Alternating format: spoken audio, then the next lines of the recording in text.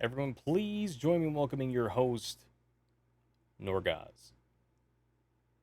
Hello, everybody, and welcome back to the Weekly Warcry. I am your host and the Jarl of the House of Goz. Thank you guys so much for tuning in. It is Friday, August 16th, and we are here, and we're going to do the things. Glad you guys could join us this evening. We have a great show in store for you tonight. We have a lot of really interesting topics. Of course, this show is all about meaningful discussions surrounding community-driven topics. And we're going to be talking about the future of the game in many different ways. And of course, guys, thank you so much for joining us again. We have a couple of guys that I think you guys are going to know about. And if my guests would like to go ahead and unmute their microphones, I'm going to pull you up on the screen in 3, 2, 1. Here we go. That's not my guess either. That's not my guess either. That's my guess. Okay. There we go. So things have been crazy this month, or this whole week. There we go. All right, so everything is there, and I am joined by none other than real Carolus Rex, Aramusha main, and just overall chill dude. And I'm joined by Raven. And hang on a second. I can barely see. Stand up. What is that? Are we wearing the same shirt? Bro. Are you wearing the same fucking Are you wearing the same shirt as me? Yeah. You really just I am. Okay, so those of you watch, he can't see my camera unless he's watching the show. Dude, really? Okay, look. Okay, you see, I'm standing up. Okay, we're wearing the same shirt. We're both wearing Midiani Kai's shirt. And this is supposed to be, listen, I was going to give this man a few minutes. Violated. Oh, this is ridiculous. You know, if we were going to coordinate wardrobes, I really wish you guys would have given me a heads up ahead of time here. I feel a little bit out of place in the orange polo. I fear there's a pop culture reference in there somewhere. So that's something that we're missing for sure. Wouldn't know. Not cultured enough. All right, man. Exactly. Okay. Well, all right. Well, that's cool. We'll just be shirt brothers. It's all right. So, but I was gonna give this guy a few minutes to talk about his tournament that's happening tomorrow, but now, I guess not. No. Now I don't know. We're wearing the same shirt. You're trying to steal my thunder. Outfit. I'm gonna steal his tournament. Yeah, steal the outfit. Okay. The tournament is now hosted by none other than me. Everything's going to shit. Everything's going to shit. Verbalocity is no longer shoutcasting it. I'm gonna go ahead and give that. You know what? I tell you what, I've got the best shoutcaster. Production, casting, everything. Production, casting, everything by Robin Williams. It's going to be great. So, okay, everybody. So thank you guys for being here. Really appreciate you. So tonight we have of course, as a reminder, this show is about the community. This is a community-based show to talk about the game, give you guys a voice in order to discuss things that you find interesting. And I wanted to say, our purpose is dedicated to meaningful discussion around community-driven topics, ultimately with the intent to bridge the community divide and give you guys experiences, insights, thoughts that you may not have seen or heard of before or thought of. Just give you food for thought in a lot of cases. And of course, tonight we have a few different topics that I think you're going to like. We're going to talk about doing DLC right. What's coming up with season passes, emotes, battle pets. Battle pets, guys. Tamagotchis are now in for honor. 100%. That is next month's. Yeah, I can legit see them having a little bitty pet emote coming out. They've already got the ravens and the shit or whatever. You know what I'm saying? No pun intended. Right. They've got the ravens and stuff. And then they've got I could totally see them have a little pet running around or something on the ground or whatever, running circles around them or something, a little rat. I could use more animals in the game. If I could get a dog in the game, I'd be happy about that. Okay. I feel like Otto would be as well. Yeah, probably would be. All right, so we got doing DLC, right? Innovative game modes and features. What we would like to see. In regards to different events and stuff like that. That we've already seen that are good, or things that we would like to see that could be, dynamic, to use Fatal's most favorite word. I love that. Makes me feel good to say that. I have a community spotlight announcement that I'm going to go over partway through the cast. That's a new segment, and I'll go over that in more detail once we get to that. And we're going to be talking about matchmaking and balance. There's a couple other things that we may have that may not be on the list, but you may see some discussion about a little later on in regards to some other little housekeeping things that we might want to talk about. So, and I use that term very, very loosely. So thank you guys for being here. I appreciate you. Okay. Thank you for having us.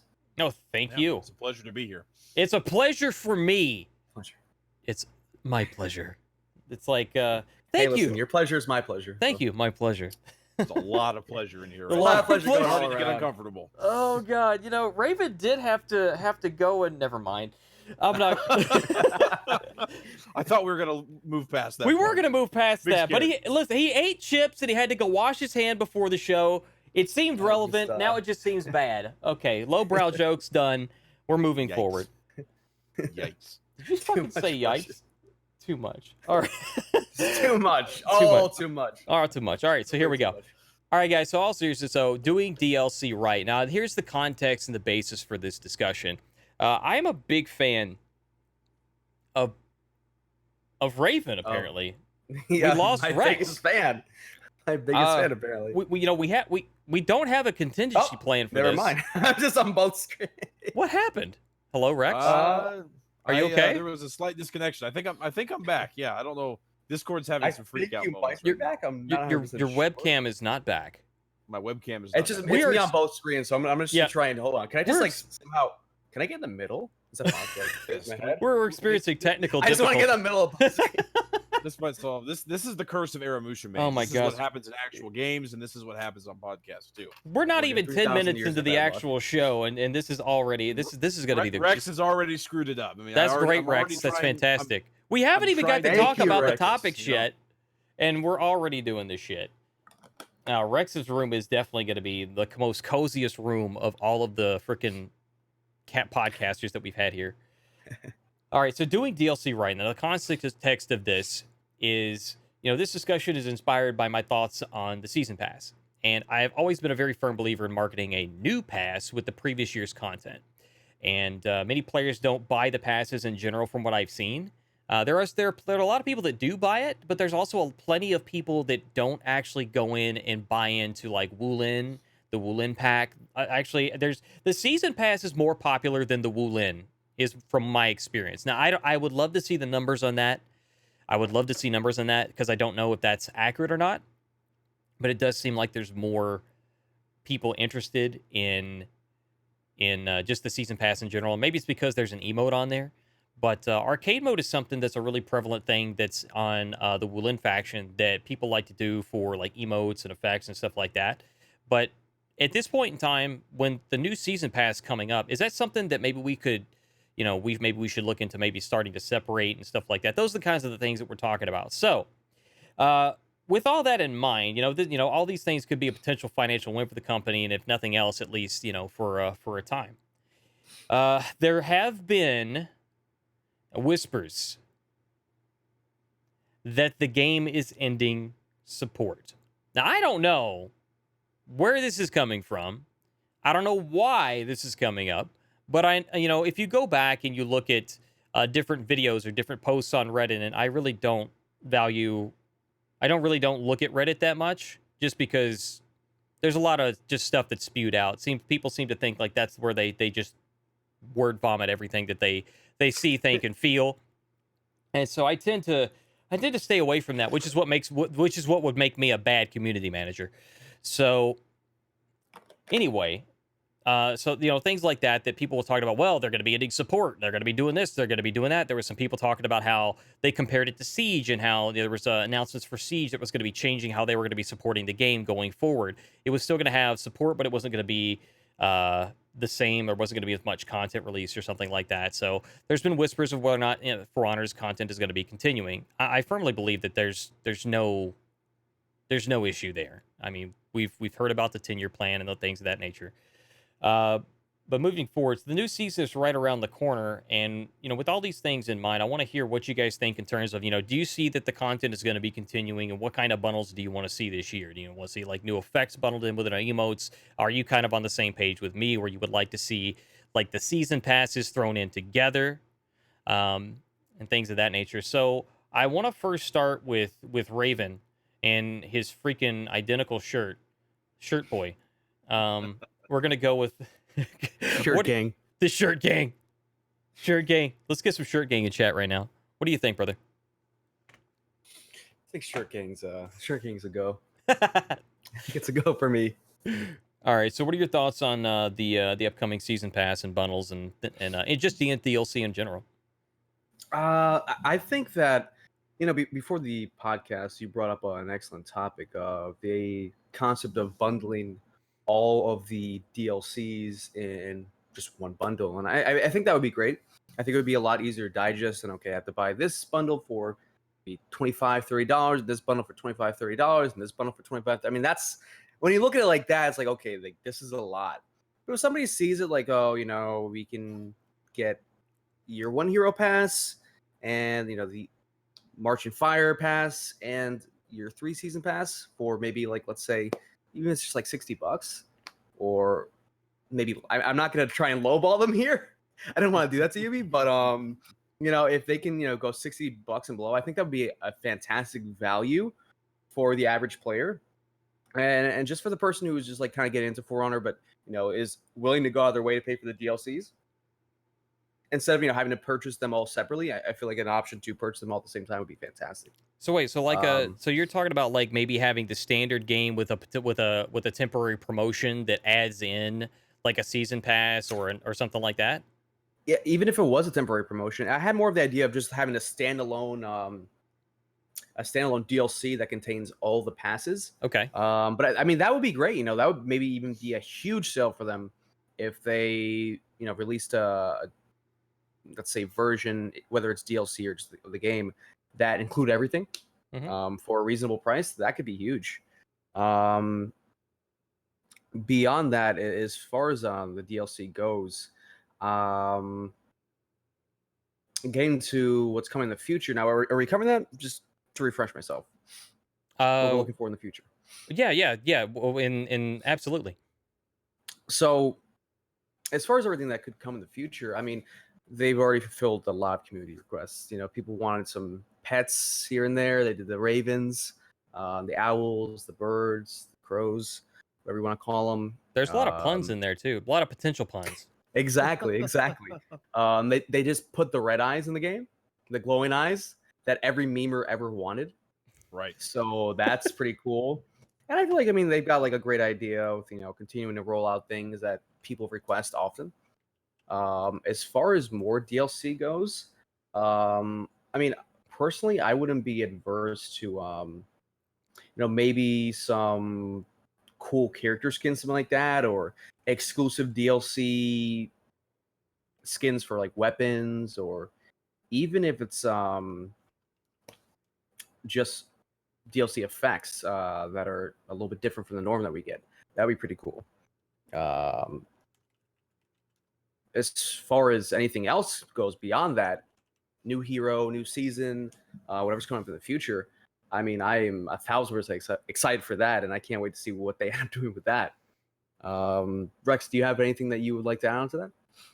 Yeah, kind of what I'm sitting here thinking about a little bit is I'm trying to think about what would drive people to purchase the next season pass. And I like your idea, by the way. I like both of you guys' idea of kind of combining in to some extent what would be almost like a catch up. So for instance, people like me who came into the game later, I came in right before Marching Fire is when I started playing it. I did not purchase Marching Fire because I didn't know if I was like super invested in the game at that time. So the ability to kind of catch up and be able to purchase that stuff, I think that might be beneficial to where you almost have like you said you weren't going to lowball them. Heck, I'll lowball them because I want it. Like $40 and and you're completely caught up all the way through everything that's been produced up so far. I think that would be good. I really think the only thing, in my opinion, that For Honor offers as far as the ability to drive season pass sales is going to be like new heroes. There's not really anything else that would drive me to buy a season pass, to be honest. Like you're talking, of course, it would be cool to have new skins, new effects, something along those lines. But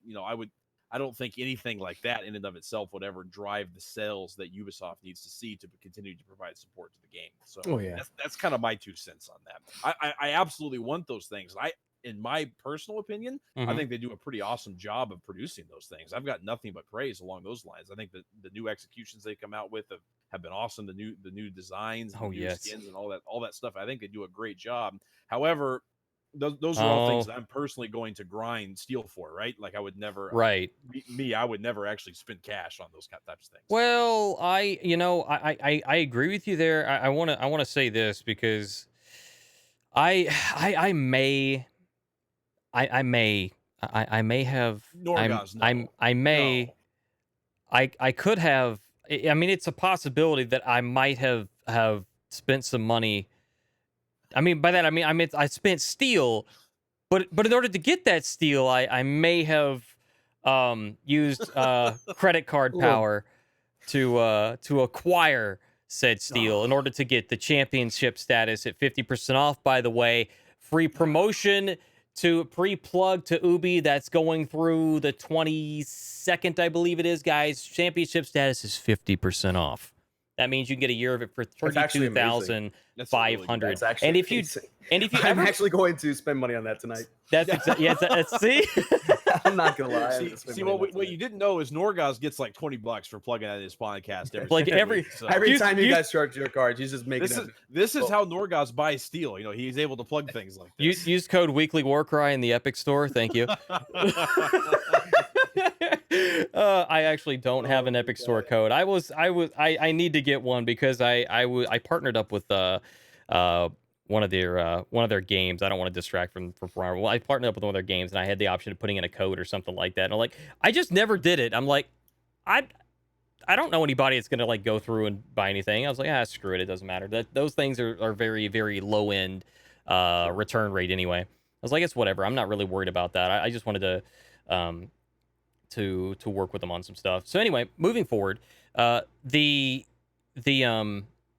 I spent some money on getting some steel and stuff for the glowing eyes effect, and that's what I was gonna say. I said I needed a little for the champion status. I wanted to just snag that up because if you've played without champion status, and we might touch on this a little bit later on the XP rate, the XP rate is kind of slow once you have champion status and you go to not having champion status. You're like, shit, yeah, like it's different. It's definitely different. It's definitely different. Difference. It's a huge difference. It's hard to go back, man. It really is. It's like crack. So get your fix, guys. It's if you got an itch, get your fix. 50% off champion status. That is not a sponsorship or anything like that. That is not a hashtag ad or any of that bullshit. Although technically, I guess that would have fulfilled the FCCC requirements because I just said it. Said hashtag ad, but I did say it was not a sponsorship show. I'd still get burned. But anyway, moving forward. That, I just realized I had more than enough steel to buy a lot of champion status. So there you go. Do it. Sorry, Ubi, tonight you won't get my money, but soon you might. Soon. Just release some more. TM. Release some more characters and yeah. But the executions though, you talked about executions, Rex, and I think that's a really good one to bring up because DLC is pretty much everything in the game that is not actual gameplay. We're talking executions, we're talking emotes, we're talking all that good stuff. That's all technically you could consider that DLC. But that's all stuff that you can earn in game. You know, going through arcade mode or you can do arcade mode with a friend. For those of you who don't know, like I don't have arcade mode, I can't do that. You can actually. You just got to have a friend that has arcade mode. You both do it together as a duo, which somehow ends up being harder, but that's a discussion for another day. And arcade mode's fine. There's nothing wrong with that. I think that it's sometimes some of those weeklies are kind of tough, and I don't mean tough as in like difficult. Some of them are kind of, I don't know why this is being done the way this is done. Like the last week's, I think it was Daubany's champion, and the Warden, the very first one, like every hit like drains your like half your bar of stamina, and and every attack's unblockable with him. You can't trade with him. You can't really. And I don't think you could stagger him either. Like you can't. Don't think you could stagger him. There's not much you could do with him. I was like, this kind of just sucks. Parry it. Just parry. And you couldn't parry. That's it. You couldn't parry his attacks. They were unblockable, and you couldn't parry it. I'm sorry. That was a bad idea. I didn't like it, but all the others were fine. All the other fights were fine. That one was just like it took me a good 15 minutes or so to like just get through that one, and Lady Goz was kind of upset with me because I was like, what the hell, this makes no sense. I literally said that so many times, like you can't parry it. What you're saying here is that Warden needs a nerf. I'm saying that Warden. Yes, absolutely. Just in arcade mode though, because that one, Just in arcade just the one warden, just that specific that warden. one specific warden, just Dobbity's Challenger warden, just that one, just needs to we just need to delete him, and we'll be Norgoz, fine. You could have just done the big brain play right there was just to play warden, man, and you immediately have unblockable, unparryable attacks. Boom. Exactly. No, that's not how it works though. This is not you. You were like a rep 0 going against a wave of rep 300s. That's pretty much what happened. You got me. Just but instantly deleted. But the arcade modes are fun. The arcade modes are fun. They're cool. But the that's something that you can only get if you have a friend that does it or you buy the Wulin pack. It's something actually somebody brought up this week. They said, I really want arcade mode, but I can't just have it. I can't just play it. I have to buy Wulin, and I'm not going to play any of those heroes. I'm sorry I have to say that, but that's what they say. They're not going to play any of the Wulin heroes. They had no interest in them. I was like, well, why wouldn't you want to play at least Tiandi? I think Tiandi's one of the most interesting vanguards that we have in the game. You have Shaolin, which is one of the stronger assassins as well. Nusha's pretty good. They're all four pretty good heroes in their own right. They're pretty strong. That being said, I guess it's just not his. That's not what he wants. He just wants the arcade mode. So at this point, not his cup of tea. So what I'm going for. I like green tea, by the way. It was what I'm leaning up to is he wants to see if can we. It's a valid question. Should we have those separated at this point, or should they potentially be lumped in with other things like new season passes or other things, or add that as a promotion? Which is some of the things that you were talking about, Rex, made me think maybe we could see something like a temporary promotion where we have DLCs all bundled together, like at the beginning of next year. Here's the idea. If we don't do the next season pass as, and I use the term we loosely here, of course, if we don't do the next season pass as a combination of next year's and last year's or this year's, then we could potentially see a temporary promotion where we've got them both together.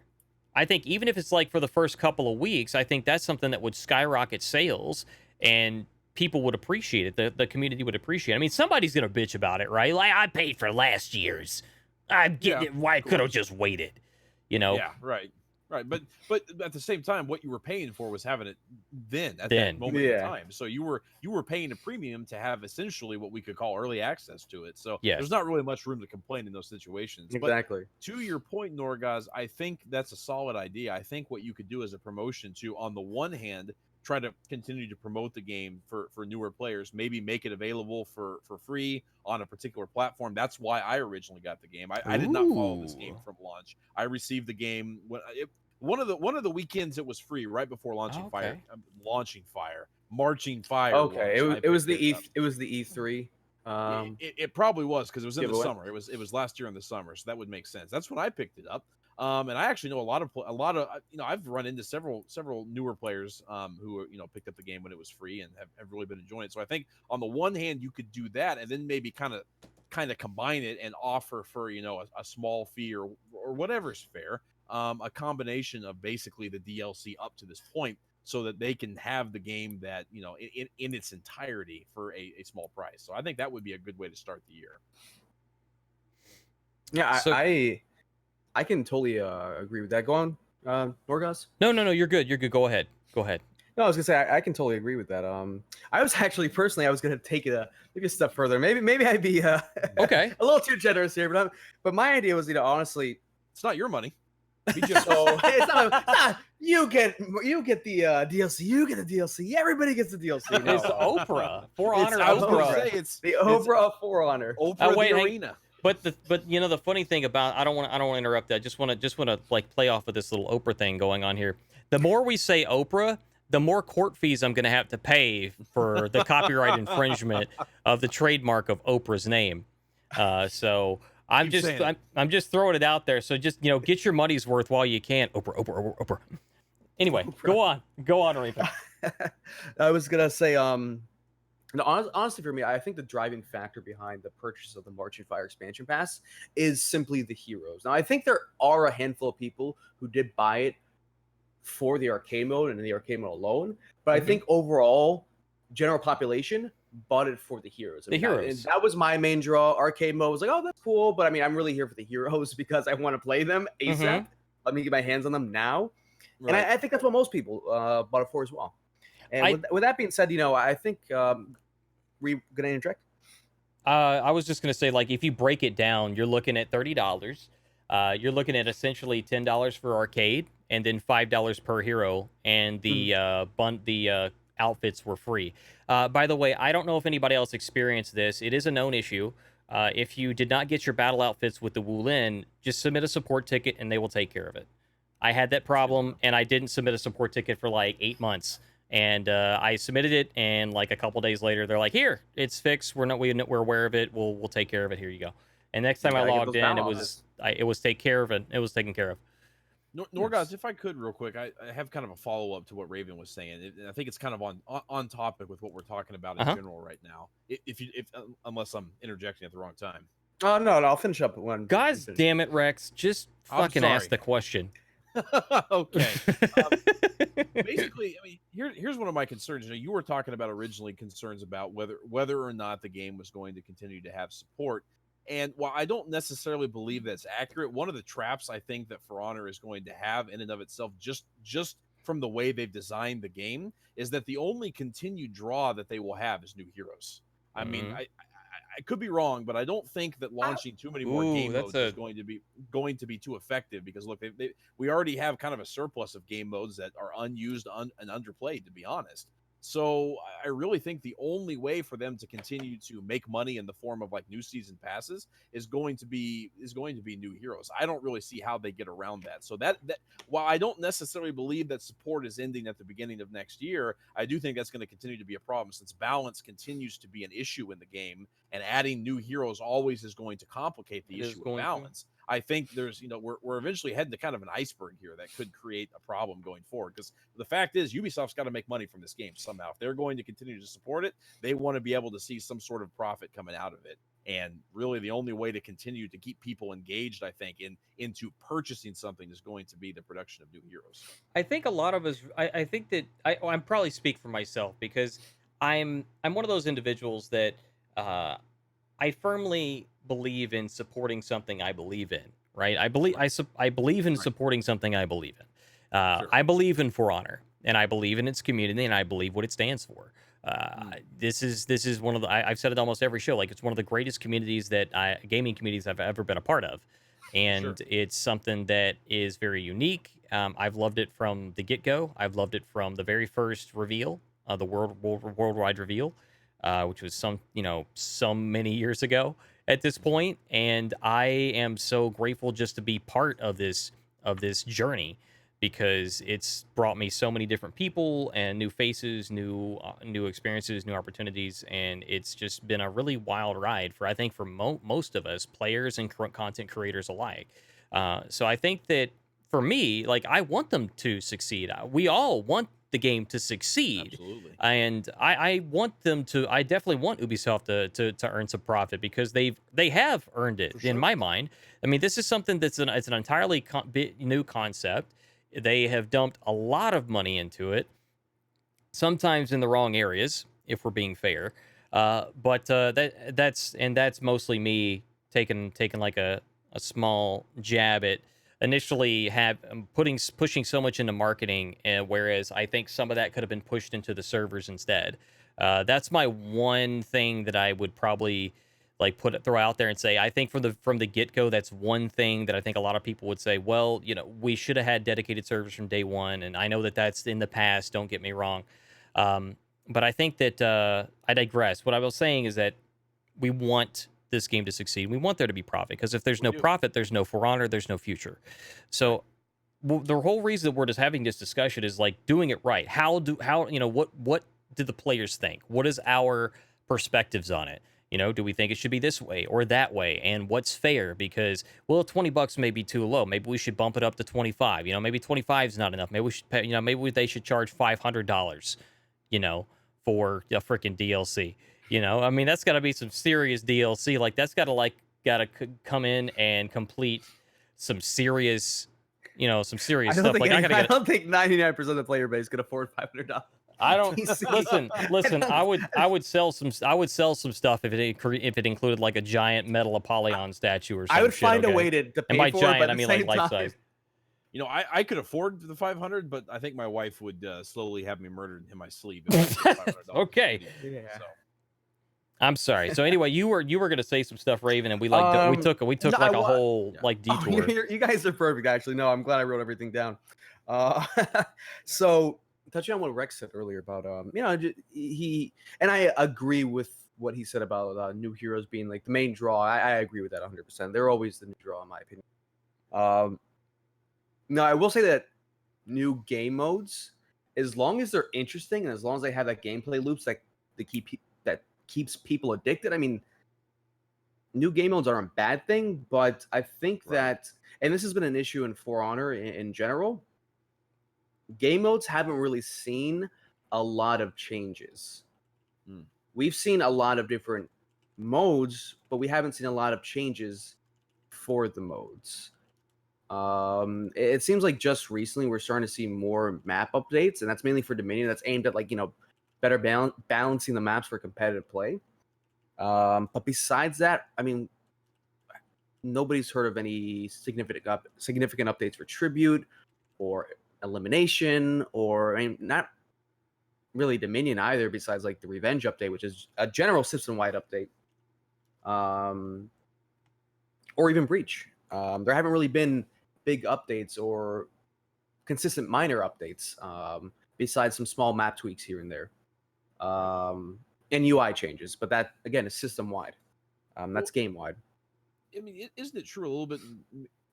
I think all three of us here, we're PC players, right? I mean, we don't have any console players on here. I've heard that console has a little bit more active, like Tribute player base, for instance. I've heard that it's actually possible to get PvP games on. And console I used to play on PS4, and I still play from time to time with friends. And in general, console it does have more, especially PS4 has a bigger player base. Just because I mean, it's easier to buy a PS4 than to buy a computer. It's a lot less inexpensive. Right. And most people have them, whether it's theirs or family members, et cetera, et cetera. Right. Or they go over to their friend's house. So, yeah, no, it is possible to get a Tribute game, or a lot easier to get a Tribute game on console. It's funny you say that. I have an actual YouTube video that I can reference for this particular thing, and it's one of my more popular videos. It's called something to the effect of For Honor crossplay.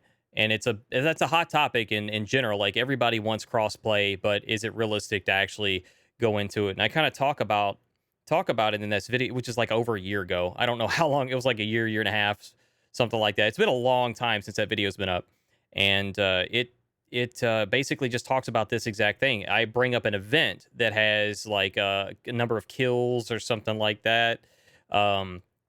Or something for the event. It's like 120,000 kills for Xbox, for PC, and then for PS4, it's like 240,000 or something like that. It's like double or however much it was. But it's a vast different number. And I reference that as something that kind of goes exactly with what Raven's saying. Not that he needs my validation on this point. I'm just saying like this is something that has been going on for. Notice me, Norgoz. Oh. I will be your senpai, Big Daddy. So going forward, though, it's been like it's been like a year or so ago that we've been doing that, and so constantly since then we've locked down this as a fact. We've locked them down. We've locked them down, ladies and gentlemen. We bought them. We got them. So that's something that that's. But tonight's show is a joke. I'm sorry. It's just we're a little more casual tonight than usual. It's gonna be a good time. It has been a good time so far. But it has. No, yeah. Touching on that, like Tribute. I mean, everybody knows that Tribute's hard to queue into. It's because it seems like the general player base has kind of just given up on it in terms of trying to find matches or play it. Just because. I mean, it's not like it's a secret that Tribute's hard to queue up for, and it's not the most compelling game mode. Most people play Dominion or Breach or Duels. There's not like a ton of people on Brawls either. There are some people, but Duels, Dominion, and Breach is pretty much For Honor's bread and butter in terms of matchmaking goes. Right. So, of course, if Ubisoft, let's say Ubisoft were to release some new heroes next year, that is, if they're going to release new heroes next year, if they're going to continue to support the game, I'm and sure they I mean, will. personally, I really believe they will. Oh yeah. Just because the game has brought consistent sales, has definitely helped the Ubisoft brand. I mean, yes, there was some negative press in the beginning of the game, but I mean, what negative press do you get for Honor now? Exactly. The game's Thank you. doing well. I mean, Thank for you. a game that's been out for what, 3 years now, Yeah. it's We're not coming up really on 'em. showing signs of dying down. It's showing not signs of slowing down. growing, if anything. That I'm so glad you did that. I have a very it's something that I tend to do sometimes when I'm having a discussion about stuff is I want to go in one direction and I somehow manage to go in a different direction, or I forget some of the details along the way, and because I'm very easily distracted. So that was the point that I was trying to make when I went off on that rant, is that yes, there were some things that they did that took place, but what bad press do you get now? Actually, you know what? I tell you what, here's the bad press that you get now. We got some house cleaning to do. Here's the bad press that you get now. You get people that are in the dev streams and they're like, delete Raider. Jormungandr is overpowered. It's overpowered. It's broken. Katakuri is broken. It's all broken. Yeah. You can't balance to the top 1%. You can't do that. And then you have these ignoramuses. Right. And I mentioned something like this on Twitter. You have some people that'll go in and be like, Mistress doesn't know what the hell she's talking about. She doesn't even know the game. Like, oh my god. Are you serious? Wow. Like, I am trying so hard to understand that people are saying this and being like actually serious. I'm trying so hard to believe this, because if you're doing that, you have no idea what you're talking about. If you truly believe that, that's absolutely ridiculous. I mean, she's been, she streamed the game for 2 years. She held multiple tournaments. I mean, which was pretty much like the premier tournament of competitive. For 2v2, or at least the tournament, the 2v2, it was the 2v2, exactly. It was the 2v2 tournament, and it was so she supported the community as far as like content creators, players, competitive. If you're throwing that out there, you have absolutely no idea what you're talking about, and you just need to stop. So I wanted to address that during the show at some point in time, because that's absolutely insane. Right. And if I could just throw something onto there, I think you bring up a really good point, Norgoz, is really the I saw only that negativity that's coming in regards to For Honor are for the people who play the game and don't like the game for some reason. And to be fair, every single game has that. There are always going to be naysayers in any community. I don't care if it's a video game community, any community where there's more than one human being involved in, there's going to be a naysayer in the group. And that's just the way that people are. Like, for instance, I'm probably the naysayer in this group of 3 people right now, because I've disagreed with most of what you said tonight, guys. I apologize for that. But the point is that there's always going to be people who are upset and frustrated. Mm-hmm. But in reality, I kind of like what Freeze has said on this issue is people who are upset and frustrated about things like, oh, Raider's overpowered, Raider needs to be moved from the game, or oh, I don't know who would say Jormungandr's overpowered, but okay, let's say Jormungandr's overpowered, are just people that really probably aren't very long for the game as it is, because they're not going to stick around long enough to learn how to adapt to some of the basic concepts of the game to counter a character like Jormungandr. Like, wait.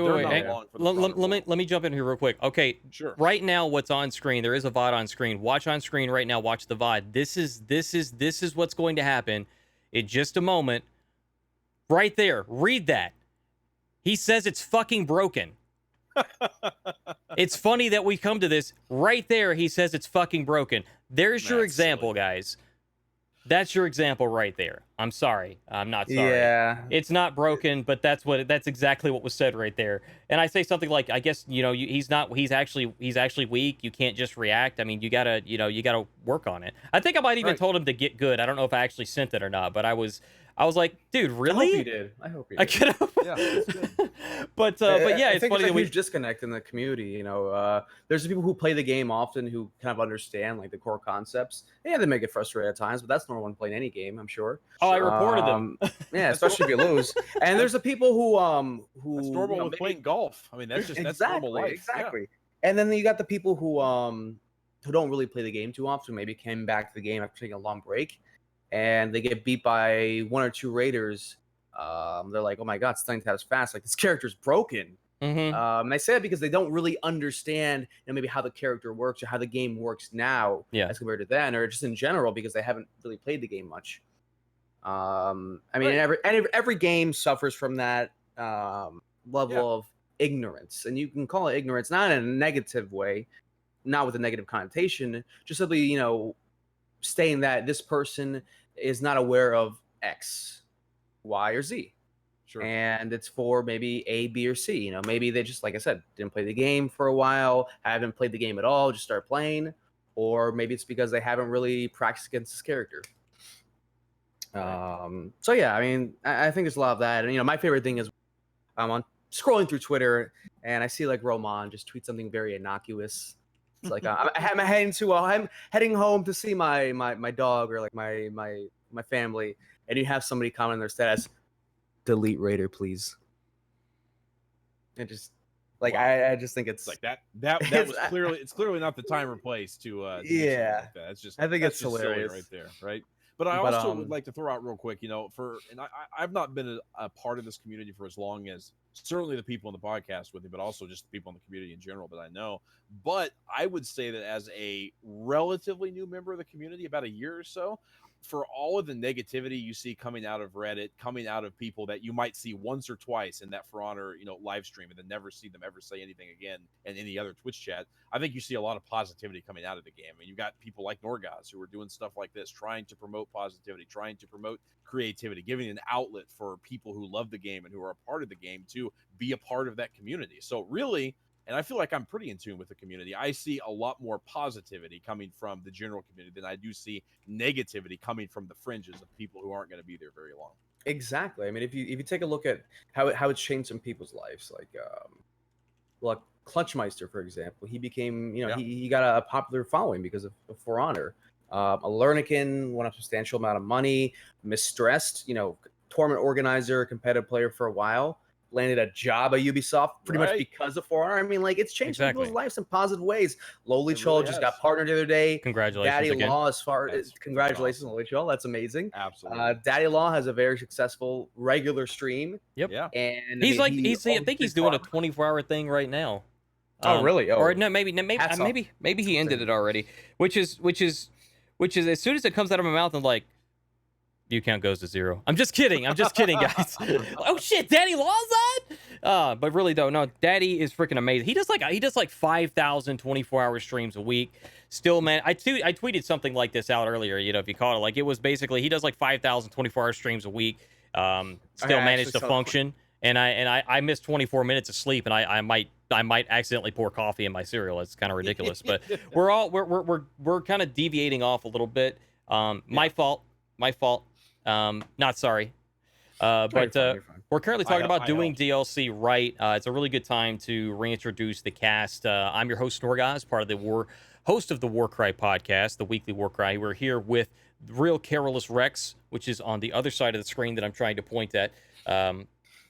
And those of you listening, doesn't matter where I'm pointing. I could point at the camera. You still, it's fine. We try to keep you guys. We try not to do too much on screen so you can still like interact and like know what's oh, okay, cool. It's where they're talking, they're describing what's going on. The green screen behind me is very green right now, and I'm rubbing it with my hand.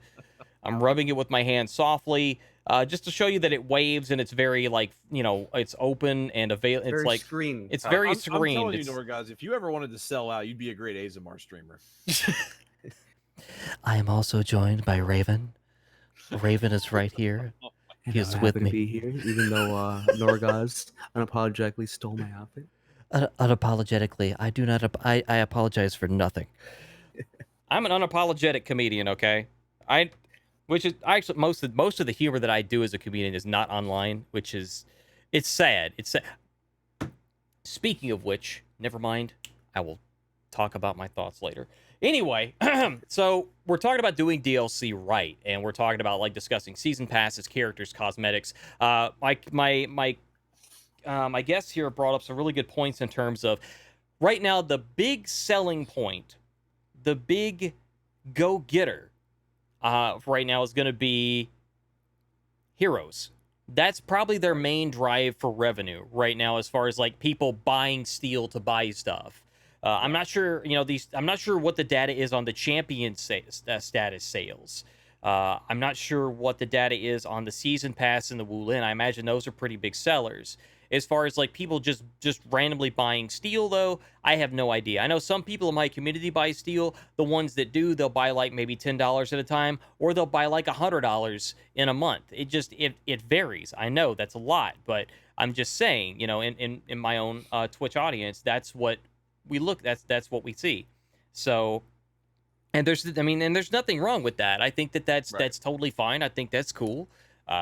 If I had the free income, maybe I would do it too. You never know. I like to support things that I believe in. That's why even though I paid money for the game, I'm sorry, that's a lie. I did not pay money for the game. One of you guys bought it for me. I made the joke of this is some not behind the scenes, some inside baseball, I guess you could say. The story is, I made the joke. I said, if somebody buys me the collector's edition of the game, because the game's coming out on Valentine's Day 2017, I said, if somebody buys me that, you will forever be my Valentine, and I will love you forever. You will be amazing, just for the fact that you are amazing, and not because you bought it for me. But I'll take it anyway. And funny enough, somebody actually took me up on that, and I was like, no. And then it went through my PayPal. I'm like, fuck. Fine, I'll do it.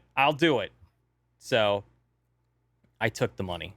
Was it Lady Gauze? Was it Lady Gauze that bought you the game? It actually was not Lady Gauze. Oh, okay. It was legitimately someone I was friends with, though. It was someone I had known that I'd played games with for a while, who became part of my Twitch audience. So that was really cool of them, though, still, that they would do that for me. And to this day, that was really, really nice. Yeah, to this day, it's something that I'm still grateful for. I didn't get the Apollyon statue. I got the Warden, the Kensei, and the Raider metal helmets and stuff, which I think is actually kind of cooler than the Apollyon statue. So really grateful for that. I mean, For Honor is where I don't know what to do with some of the jitterosity that is centered around For Honor. I really don't. Yeah, I really don't. I genuinely don't know what the hell to do with it. I tend to just at some point I'm just like, okay, fine. I'll take it, and I'll be happy, and I'll be grateful, because I don't know what else to do. So anyway, moving forward, I don't know what the hell I was talking about. I don't know how I got off on that rant. I'm lost. I'm legit lost at this point. Welcome to the weekly Warcry podcast, where Norgoz gets lost at least once every Friday night. It's fantastic. So, doing DLC right. Heroes can be unlocked via Steel or the Season Pass. And we've talked about how that's kind of like probably their main sellers, right? So they're going to have to bring it. I'm expecting we're going to see more Heroes. I'm expecting that we're going to see a Season Pass. I'm expecting that we're going to continue to see more executions, which you guys mentioned as a big seller, I guess, through Steel, at least, if nothing else. And some of these, I think effects and executions are probably their two biggest sellers. This is just a guess. I'm thinking those are probably the two biggest sellers in terms of Steel purchases: executions and effects. Would you guys, with your own experiences, would you guys agree with that, or would you say it would be something else? I think you're probably right. I would say probably like some of the I forget what's the name of the outfits that have masks. Is that the illustrious now? Illustrious outfit now. Okay, yeah. the illustrious. So illustrious. I would say probably. I mean, that's the one thing that I legitimately hovered my cursor over the buy steel button when I wanted a particular mask for Aramusha. Yes. So I would say it's probably those plus the executions, because I mean, let's be honest, the executions are one of the coolest aspects in the game as a whole, and they do, I think, a really, really cool job with coming out with some sick executions. Yeah, they definitely do. Yeah. The latest ones have been. On to that. Oh, I'm sorry. Go ahead, Norgoz. I was just saying the latest ones have been fantastic. The ones that had the feats on it. This is something the community even asked for, a few times, and they delivered. Ubisoft delivered. They look great. They're really They're brutal. That's the thing about them that everybody loves. And right now on the screen you can see the glowing eyes effect that we've been kind of talking about. It looks amazing, and it also looks really good on Raider. In another minute, I'll show it to you on Raider on the VOD. Right. It looks amazing with the skull on Raider. It's fantastic. They really, really nailed this glowing eyes effect, and I thought it was really cool that they gave this to the guy who presented it to them for free. Yeah. That's That super was really cool. cool because they're like, well, know that this tweet's legally binding, that you're going to give us money if we put this in the game. He's like, oh no. So I they're wonder if like, he was actually worried about it. I was like, oh my god. yeah, That's there hilarious. he was probably was. I don't know. At first I thought no, he's just playing around with it, but I think there might have actually been some genuine concern once they actually did it. But I was like, you were being a good sport about it. Here you go. I was like, that's really cool. That's really cool. It's those kind of things Yeah. that separates, I think a good company that actually does give a shit, that does care. Yeah, Is of course. it's small acts like that because Yeah. it's a small thing for them to do, but it's a big message to the community that we appreciate you, we're listening to you. Like they say every show, every Warriors Den, like, hey, we're doing this. We're listening, always listening, and they literally are. They literally Yeah, are they are. listening. They're probably listening to us more than what we realize. Yeah. Trust me, Exactly. they are listening more than what we realize. So Yeah, be right. careful what you say, because if you want to work in this industry and you want to, do anything in the industry, people do, remember stuff. So just Right. just keep those things in mind when you're throwing out, bad commentary about stuff. Yeah. I guess I mean, if you're being toxic, I guess is what I'm getting at. If you're being toxic against the dev team or other players in the community and stuff like that, just keep that in mind. It's Yeah. a That's a really good point. okay. So salvage though is rarely used for anything more than experience. What do you guys think about having DLC through salvage, like some type of features or something that would be reallocated to salvage? Because right now, salvage is basically just experience. You're going to use salvage to change the look of a piece of gear, but you're also using steel. And I think Right. that's a little too much. I think you should use one or the other. I don't think you should use both. And I think it should just go through salvage and just take away the steel cost. I understand the logic behind it, though. I really do. You got to find some way to keep ticking down that steel. But at the same time, I think, I don't know. Maybe that's just me as a player. Maybe I'm just being greedy. Let's start with Raven. What are your thoughts on having more stuff to go through salvage instead? I would be fine with that. I mean, I would love it if you could even, buy things like executions and outfits with salvage, or use salvage to maybe like get a discount or something like that. That could be Oh, cool. That'd be a good or idea. let me say this before I forget it, because I will. Or the all of the effects, emotes, executions that they were going to put on that list. We all know the list we're talking about, the list that shall not be named, the list that was going to be executed and deleted from the game, that was stuff that just wasn't being bought very frequently. That list of things, why not look at potentially shoveling those over to, if they're shoveling those over to salvage, or now that before I said it out loud, I was like, okay, that just doesn't sound right. Or like with Raven, what he's saying is like use that in conjunction with steel to maybe get a discount. You have two options of buying it, because if people aren't going to buy it to begin with, yes, we've got sales periodically and people will usually take advantage of those. But if you want to sell more, And have then a longer term solution. you have a longer term solution. Maybe that's something that would get people to jump on it. Maybe it might also skew the numbers in terms of what they're successful in selling Yeah. or moving. So I don't know if that would be something that would be a concern overall for the big picture of that, but just a thought. I'm sorry, you're saying, Raven. No, yeah, it's just pretty much just have a secondary option to purchase things with salvage, or get things at a discount by using salvage towards, whatever item you want to buy, whether it's an outfit, a mask, um, execution, emotes, stuff like that. Yeah, I mean, that's pretty much my thoughts on that. As far as salvage goes, I haven't really thought of many ways to utilize salvage outside of XP boost, or outside of getting new gear. Yeah. Because, I mean, there's really not that many places it could be used. I don't really see any other place that could be used in the game off the top of my head, at least. That's off the top of my head. What about you guys? What do you think? I mean, it's something. Oh, Go sorry, on. ahead, No, Josh. go on, Rick. Sorry, I was filling air. Go for That's it. okay. So one of the things that I would really like to see, and I think I saw it mentioned in chat already, and it's something I've wanted for a long time. I would really like to see like a conversion rate between salvage and steel. You know, where you could take like you could make it massive. You could make it like a huge amount of salvage, like 10,000 salvage like equals like 500 steel or something. Something like that. I think that would be something that would get people to use up their Oh, salvage. right. Is if you could like transfer it over into the Conversion. currency. Because really, what it is, and you see this in a lot of games, right? Is you've got like a premium currency, which is the steel, and you have like a lesser, like kind of throwaway yes. trash currency, which is Yes. salvage. And there's always usually a conversion rate. Like you can take X amount of the trash currency and turn it into the premium currency, or you can buy it with actual money. I think that would be a really cool idea and something that would be beneficial for the game as a whole. I believe that's a freaking brilliant point. Yes. You see this in Heroes of the Storm. You see this in Guild Wars 2. You see this in a lot of games. So you've got. I'm being told. Is that right? Is anybody any Siege players here?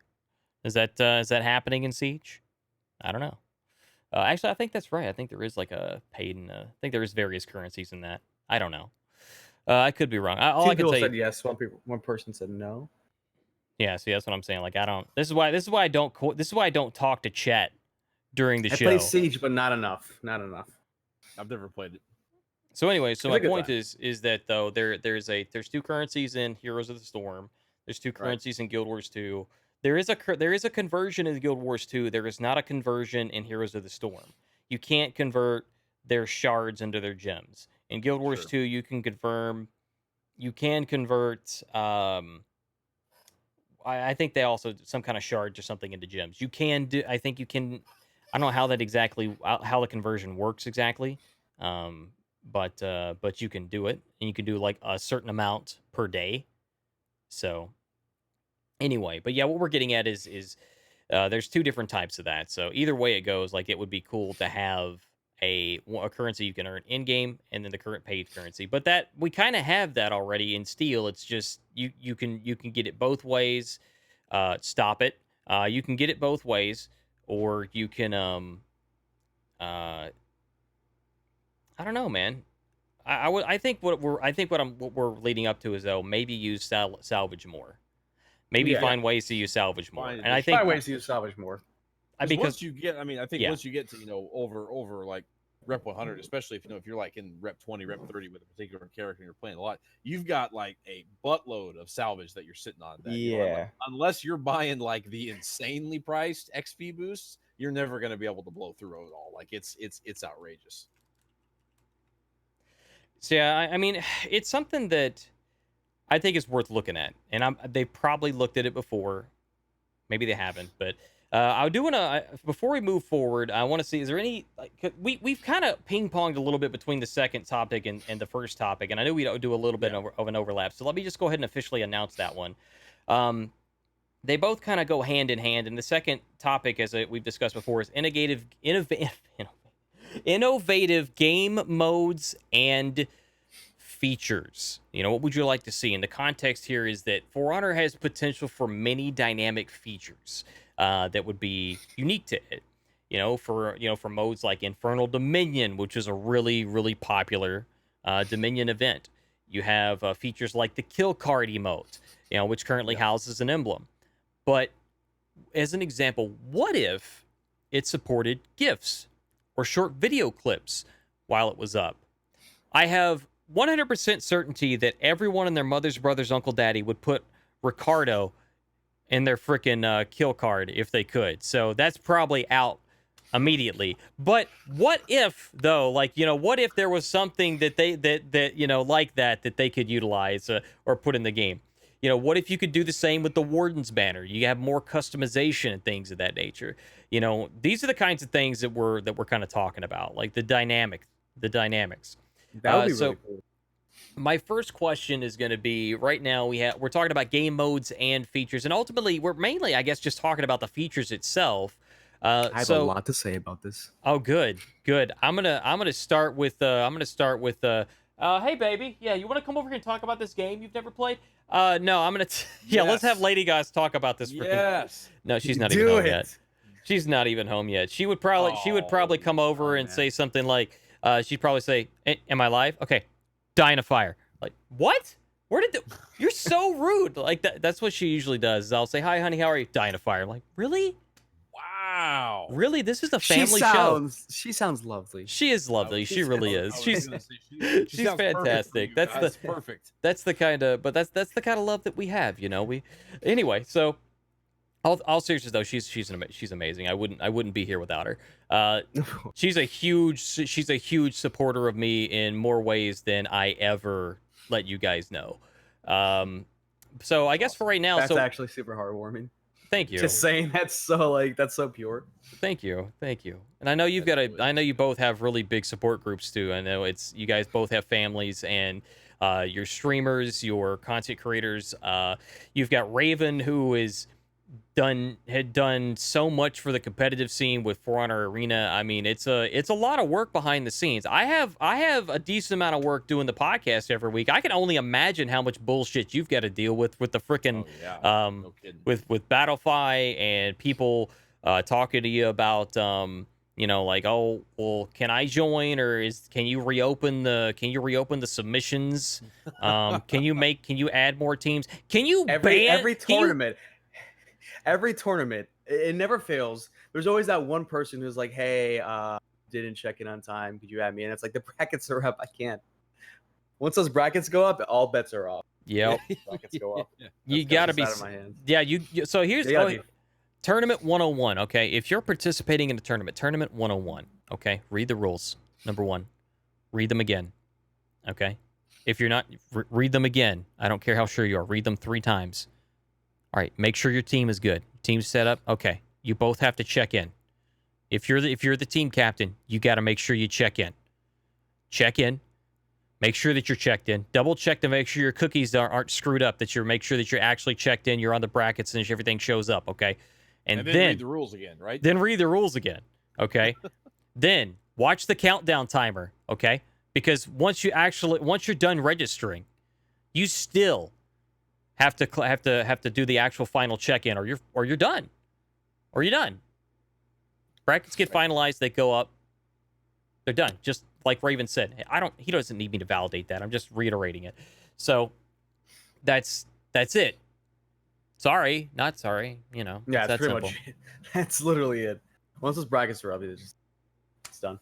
But my point is though that you guys both have families. You've got support groups of your own. I think that it's important to have that in your corner. And for myself, the community in general is insane for everybody. Like we're all just here to we're all here to love one another. It's a beautiful, beautiful thing, and happy little trees and happy little accidents, and we're painting a big picture. We're just for very you. happy here. We're so happy. This is a very wholesome podcast. Very wholesome podcast. Oh man, I took so many shots behind the scenes just now. I'm just kidding. For those of you listening, I haven't drank anything yet. This is me sober. I'm sorry. So my first question is, you know, if you could choose just one feature in For Honor that you would say is your favorite. Now let me set up a basis, because I did a bad job of this on DLC. Because a feature, a mode, DLC, they're all very similar. So a basis for DLC is pretty much, you know, anything you can buy with steel or with coin. By coin, I mean like your currency, like season passes and Wulin and stuff. With features and modes, I mean most of the same things. Features could be something as simple as like an actual feat. You know, you have like Jormungandr. Jormungandr has a unique 4th feat. It's got the Twilight of the Gods, aka Ragnarok, and it's cool. It's awesome. It's not the best tool to use in certain situations. I use it as a zoning tool. Use it as a zoning tool to keep people out of your zone. That's kind of what I mainly use it for. But I don't use that. I use what's banned in Raven's tournament, which is banned for good reason, which is Scout. It's banned for good Scout, reason. yeah. It's just super freaking strong. I think it just lasts too damn long. I think that's what it comes down to. But please don't nerf it. I love it too much. Please. Yeah. Please. If anything, buff it. It should last like 100 and it should last like 120 days. I should cast it one time and then I'm good for like, 1/3 of the year. It's already really, really strong. Because I mean, you get 50% more damage. It's a 50% debuff on the entire enemy team. Now, it doesn't last. Once they die once, it's gone. Yeah. But I mean, it's there for a while until they die. And also, and this is the bigger issue as well. It stacks with morale booster. A lot of people don't know this. It stacks, so you get a 50% debuff on their defense. So they have 50% less defense, and then you get 50% more attack damage to your team. So you get 100% more damage with every attack. If you've ever done like a almost 50 damage Kensei zone, then you know exactly what that means to combine both beats. It's nuts. It's absolutely nuts. Like it's just zone. So much damage. No. Wow. Have you ever gotten 100 damage Raider heavy? Oh, I've got here's what I've gotten, like a 96 something Zerker side unblockable. That's what I think I've gotten. Something like that, somewhere around there. That's crazy. Yeah, it's crazy. And then of course, there's the I'm digressing too much, but then of course we're distracting ourselves so much from the show, you see. Like this is what happens when I don't have 4 people. This is what happens when I don't have 4 people on the show. So, and I apologize for those watching. The overlays all kind of wonky and stuff. I don't care. I'm not gonna make a whole new overlay right now. I'm just gonna do it this way. This is the pilot prototype to see if we can do this with 3 people. We're doing terrible so far. So listen, I think we're doing fantastic. We're happy little trees. Happy little trees. Say, this is so wholesome and heartwarming. How could it be terrible? Like, It's exactly. I guess I'm the negative Nancy here. Okay, I'm gonna go back and stay in my lane. I'm gonna go get some vodka and I'll be happy again. So my question is, what is your favorite mode or feature, and why is it special, Raven? I think my favorite feature now. Can I say revenge? Because I'm gonna say revenge. If I can say revenge. Yeah. I'm gonna say revenge. I'm gonna say revenge. I think it's a really cool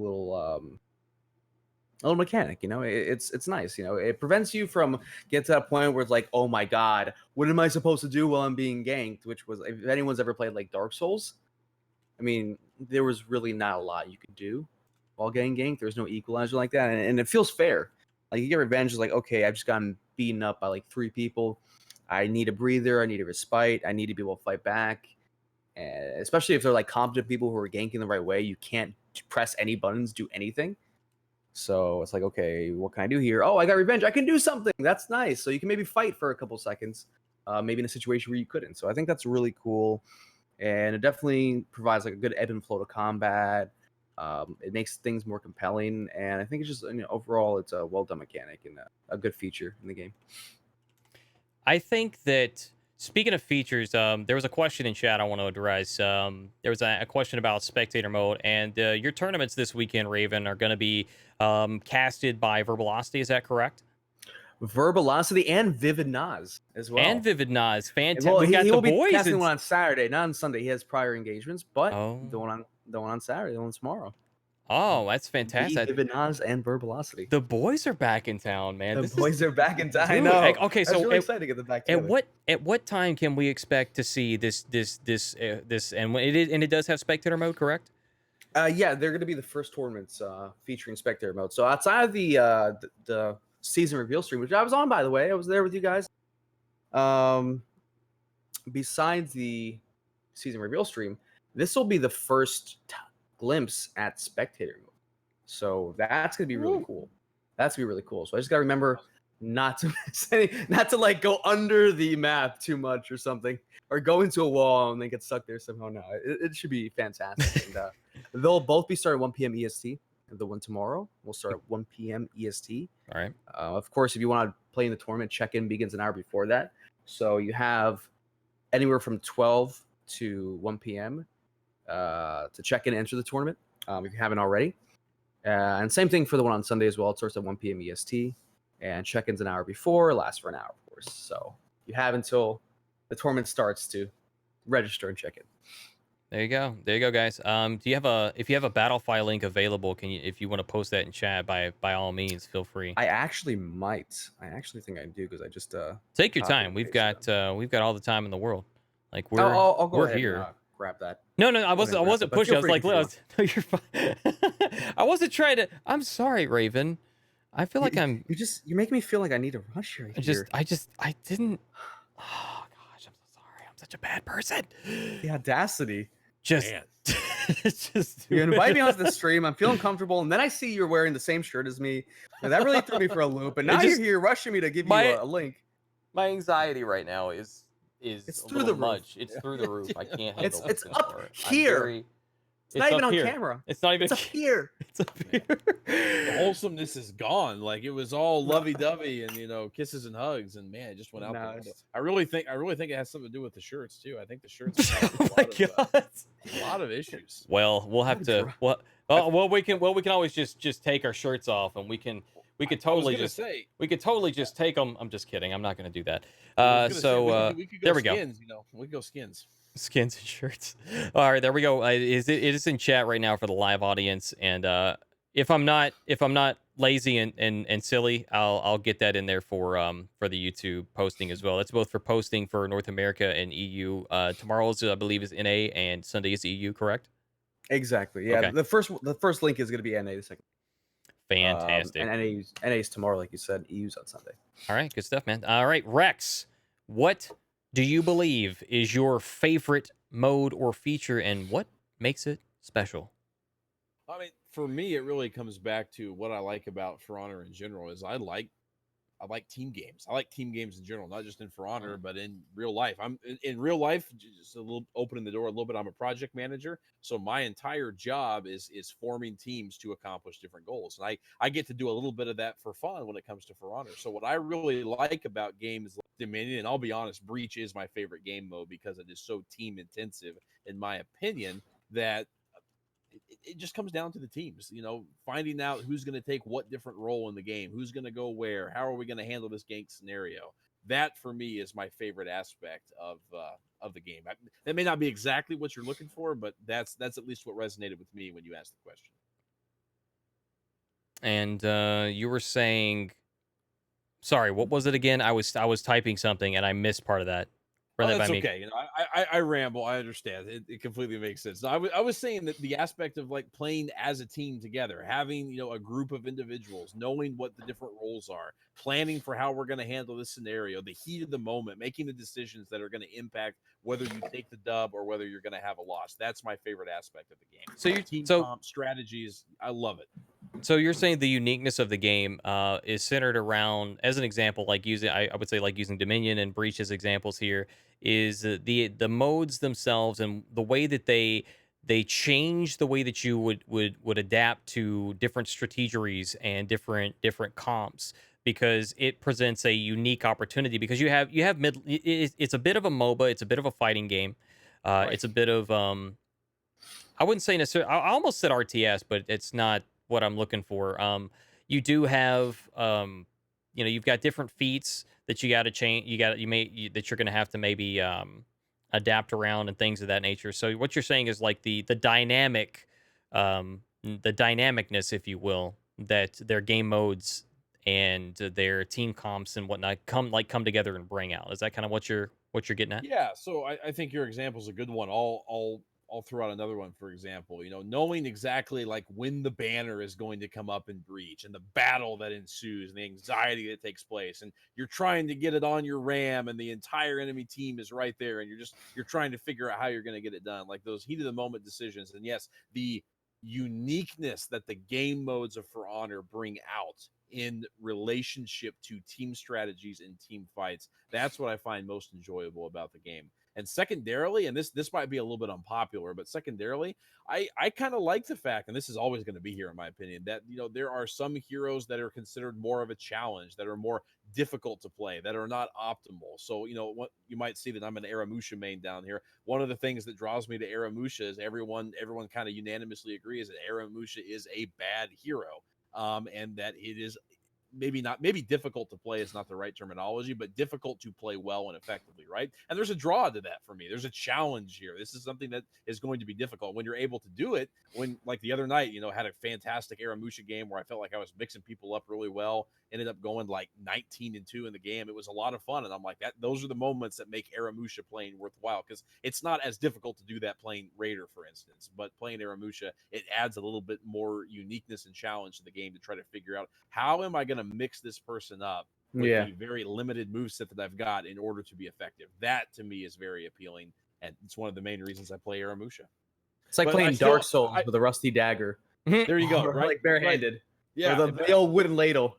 Right. I still want an Aramusha buff though. Don't misinterpret that. Aramusha still needs a buff. Ubisoft, please, for the love of God, show some love on us Aramusha mains. We beg you, and we love you. So what I'm hearing is delete Aramusha. Just eliminate the problem altogether. I said it all wrong. Right. It's, I mean, that's all I'm hearing is just, if you deleted Aramusha, there would no longer be a problem with needing a buff or a nerf. So it's an accurate assessment. If you take it out of the equation, you guys are ganging up on me because I'm not wearing. Why the right worry shirt. about this balancing is, a character? This is really no about the shirt. There's no character to balance. That's all right. I'll just we'll just we'll take just this down. We'll just what this is about. What we're gonna do is we're just gonna snap our fingers and just Aramusha just floats away. Just floats away. It's done. Aramusha is now gone. Every snap is gone. Everybody listening in the audience right now, just know that Aramusha is no more. Aramusha does not exist, did not exist, never did exist. Rest in peace, friend. But in all seriousness, no, yeah, for sure. No, I think that on a note of Aramusha, now maybe he needs a little bit of love, but yeah, I think that he, in a lot of cases, is not probably played to its strengths as much consistently for I guess to the highest that it can be played, the highest skill that it can be played at, which I think is kind of what you're saying, Rex, is that there's definitely some skill that's involved with playing it consistently to the highest skill levels. So here's what I thought. I'm going to tell you what my thoughts are, and then I'm going to. Oh my gosh! You can tell. He deleted it. I'm gonna tell you, baby. It's okay. Like we have me harder, Daddy. We have one half of Raven, and the other half of Raven. This is what happens when you guys start talking trash on Aramusha. I couldn't take it anymore. It's his computer. I just the video DC. I hit Alt F4 right away, man. We lost Rex there for a moment. For those of you listening live, that's kind of where it kind of went weird. So yeah, we missed Rex there for a moment. Rex is now back. Glad you're there. We missed. I did really want to hear what you were saying too. So missed your stupid face. So, I missed your gorgeous beard. Oh. Everybody misses the gorgeous beard. Everybody. I mean, how could you not? What? Raven? How could you not? How could you not miss the beard? Oh, okay. I was like, a compliment. I thought he was like, I could have swore he's like, I actually did not. Because the way you looked away from it, that would actually be toxic. That would actually be toxic. I swear he said, I actually did not, and then he turned away from the mic so he could breathe. It was. That's right. Yeah. And inhale after this toxicity. And inhale. So, my favorite feature in the game is one that it's hard to choose really just one feature. I think I would probably have to go with some modes and make up some bullshit about the features. So my favorite one of my favorite game modes is one that they've already brought back once or twice. And somebody mentioned it here in our chat as well, was the ice event where you had the ice duels where you're on that's dynamic, right? You're forced to be aware of what's going on, and there's no like talks about ledging or any of that bullshit. It's like you're on a fucking glacier, sink or swim, bitch. Happen. It's either you, it's realistic, and it started in the story campaign. For those of you who don't know where that originated at, that whole area where that's taking place is part of the Lawbringer mission, I believe it is. I think it's one of the first 4 missions, I think it is. Yeah, it is. Yep. And so That's right, guys. I actually did play through the entire story, and I did it on a realistic mode because I am not, I'm not afraid. I'm not scared. Wow. I'm a big Okay, boy. guys, Flex. would you believe me if I said I've never played through the story mode, and I've been playing this game for 3 years? Wow. I would believe you. I'd Wow. believe you. So, Yeah. Insane. I would say that there's actually a lot of people that haven't played through it. They just go in, they want to play multiplayer, and then it's good to go. And I don't think there's Yeah, that was anything me. wrong with that, but you're doing yourself a disservice if you don't play through the story, because right now, especially, it's like a look back at what the game was originally. So if you want to see what I mean, it's got a good story to it. It's very interesting. There's a lot of cool, dynamic, different little like what is it? Quick time events and stuff like that happen that you would like, dude, this is so those are the features I guess that I would probably say that I like a lot is those things that you see in the story mode. Like you go in and you have like little stealth missions on Peacekeeper. You go in and you can do that with like you've got like 3 goals or whatever, right? It's kind of like the arcade mode, I guess, in a sense. And that's what I would like to see more in arcade mode, things like that that's more built around fun. Not that the arcade mode's not fun, but right now it's a lot of it's more just kind of like going through and fighting people, it seems like, or It's pure having bloodlust. to do some of it's like some tedious stuff. I would like to see more stuff like that where you're going in and you have a character, and this could even be done as like an event or something, because doing it as arcade mode wouldn't work because you can pick your hero. But doing it as like an event where you could maybe get arcade mode unique items or unique event items or something, where you have like the Peacekeeper, you've got the stealth mission, you've got that kind of stuff going on, or you might have a Centurion or something, and all your job as Centurion is just to it's 1.0 Centurion, the original Centurion. Your job is to 100 to 0 all of the like all of the minions in a map or something. I don't know. Just something silly like that. So that's something that I thought was really fun, was in the story mode. You had little things like that, the ice aspect going back to the actual event and in the story. I thought that was really cool. I like what they did with the lore and what they continue to do with the lore when it comes to tying in like a Infernal Dominion with the actual lore of like the volcano erupting. And that's, in some ways, that's not a feature, I guess you could say. But it's something that I think is important, and I would classify it as one for the sake of this discussion. That Right. we have a development team that recognizes that the story doesn't matter to everybody, but it is something that's cool to hear. It's cool to see. It's cool to see those things being tied in, because what happens during the campaign are things that they tie into the lore. They're things that tie into like the future and the past of the game, and I think that that's something that brings a whole nother level of immersion into the game that some people may not even realize that they have, right? Right. So that's what I can appreciate. But going forward, that's kind of what it would be, is like some of those little story missions, and that one ice mode was probably some of my favorite stuff. Infernal Dominion would probably also be right up there with it. It's hard to really just pick Yes. just one. But here's okay. So moving forward, what we want to discuss is what are things that you guys could see or think of that you would like to see coming up as a potential for a game mode, as an example, or a feature.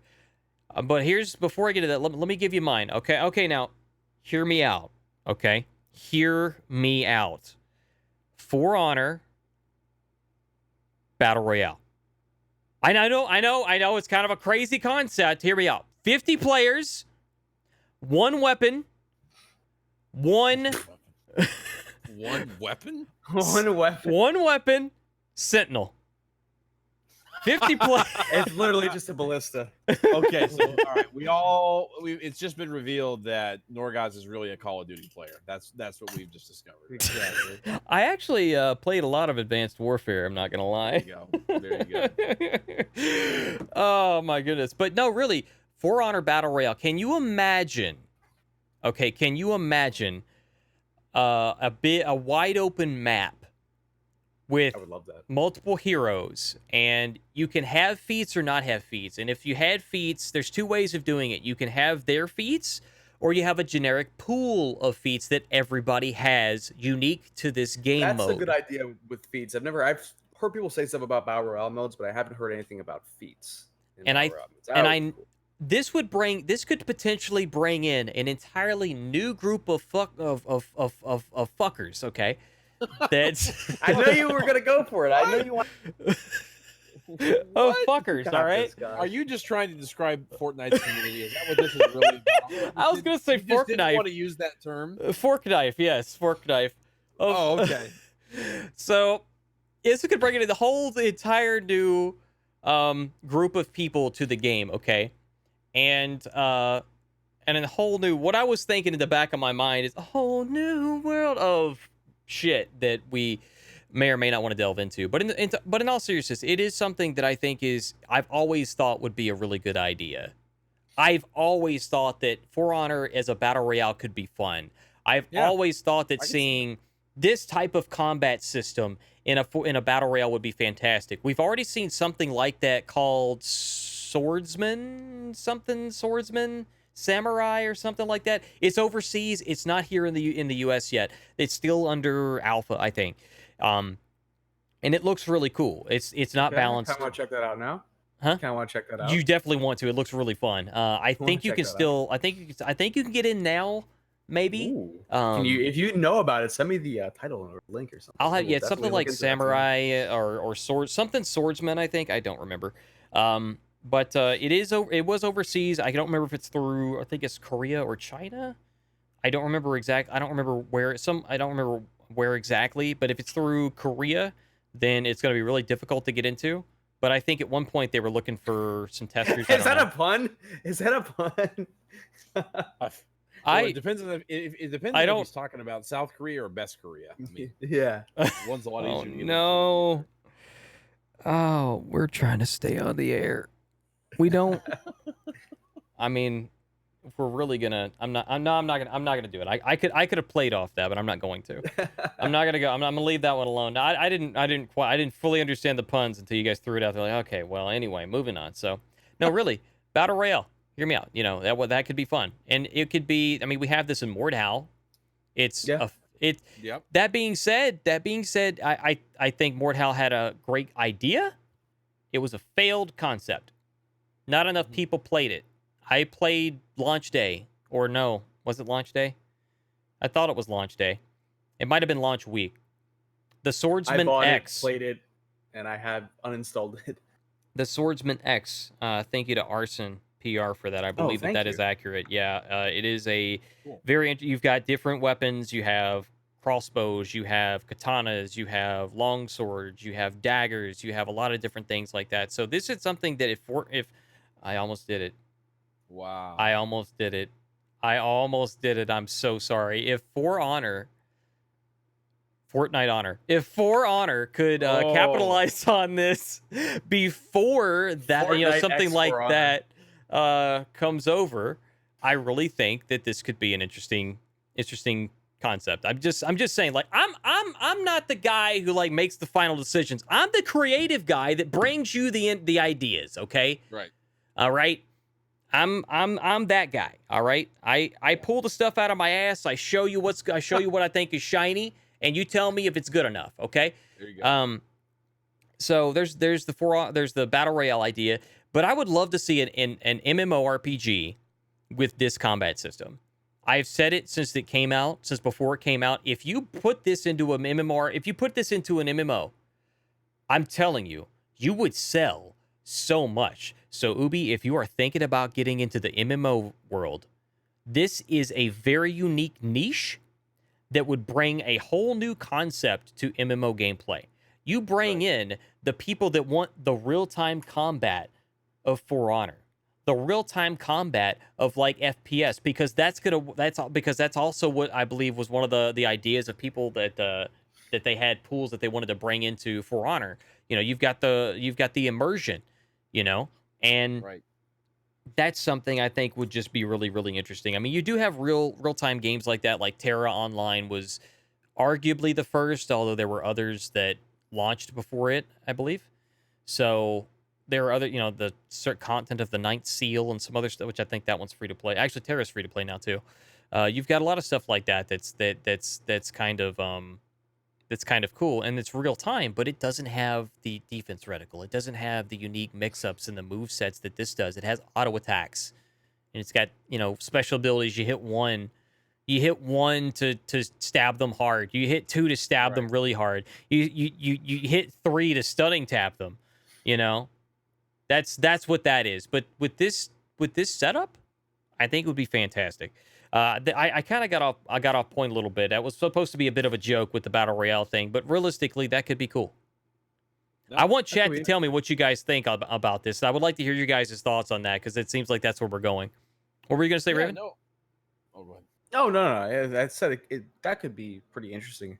I wouldn't mind having that in the game and seeing what they could do with that. That could be pretty cool, to say the least. The question is whether or not it's worth investing into, and I think that's something that it's a risk versus reward kind of thing, just like the game was. But the game turned out good. It's one of those things where I'm not sure if they could actually support that, because they haven't released any game modes with over 8 players, and that has to be for a That's reason. true. The engine, I think, does have some restrictions, so we're probably talking about something that can't happen to begin with. You were saying, Rex? Yep. Well, no, I was going to say I like the idea as a whole, and I do believe you are right when you say that there would be some pull from people who do like battle royale game mode. So I think it's a good concept. I would just like to throw out there too another concept that I think would be really cool. If they were to borrow, if Ubisoft was to borrow from a game that they acquired about a year ago, which is Brawlhalla. They have a mode in Brawlhalla where it switches the weapons and the moveset and playstyle of heroes randomly and gives it to someone else. So imagine this for a moment. If you were playing the game, it would be a total meme, but it'd be a funny meme. You would have a peacekeeper who could do, had like a club and could do the Shigoki hug. Or, on the flip side, you would have Aramusha with Warden Sword doing shoulder bashes and things like that. It's something that was really popular in Brawlhalla, at least for a little while. And I think it's a fun, cool concept. That was an interesting indie game as well. That was an interesting indie game. I think a friend of mine, Highsight, who's the head of Soulstone Studios, is used to do a thing on Twitch where he would get into some of these alphas, and he would no, it wasn't alphas. It was basically he would do a showcase for a game that was still in development. He would work with these indie developers, and he would showcase the game. And I believe that was one of the ones that he showcased. And that was a big success too. It turned out to be a really big deal, and I think that part of that's because of his involvement, bringing it to his community. He was really big into the indie scene, and still is. Also, if I'm already gonna mention him, like he's got this game coming out soon called Cloak and Dasher. It's an awesome little platforming game. You should probably look into it if you like platformers and things that are unique and pixel. It's very, very beautiful and fun. So that being said. Looks fun anyway. We're coming back, and all jokes aside, coming back to the actual topic. Again, this is the show where we have 3 people, and we get to be a little bit more casual, a little bit more chill.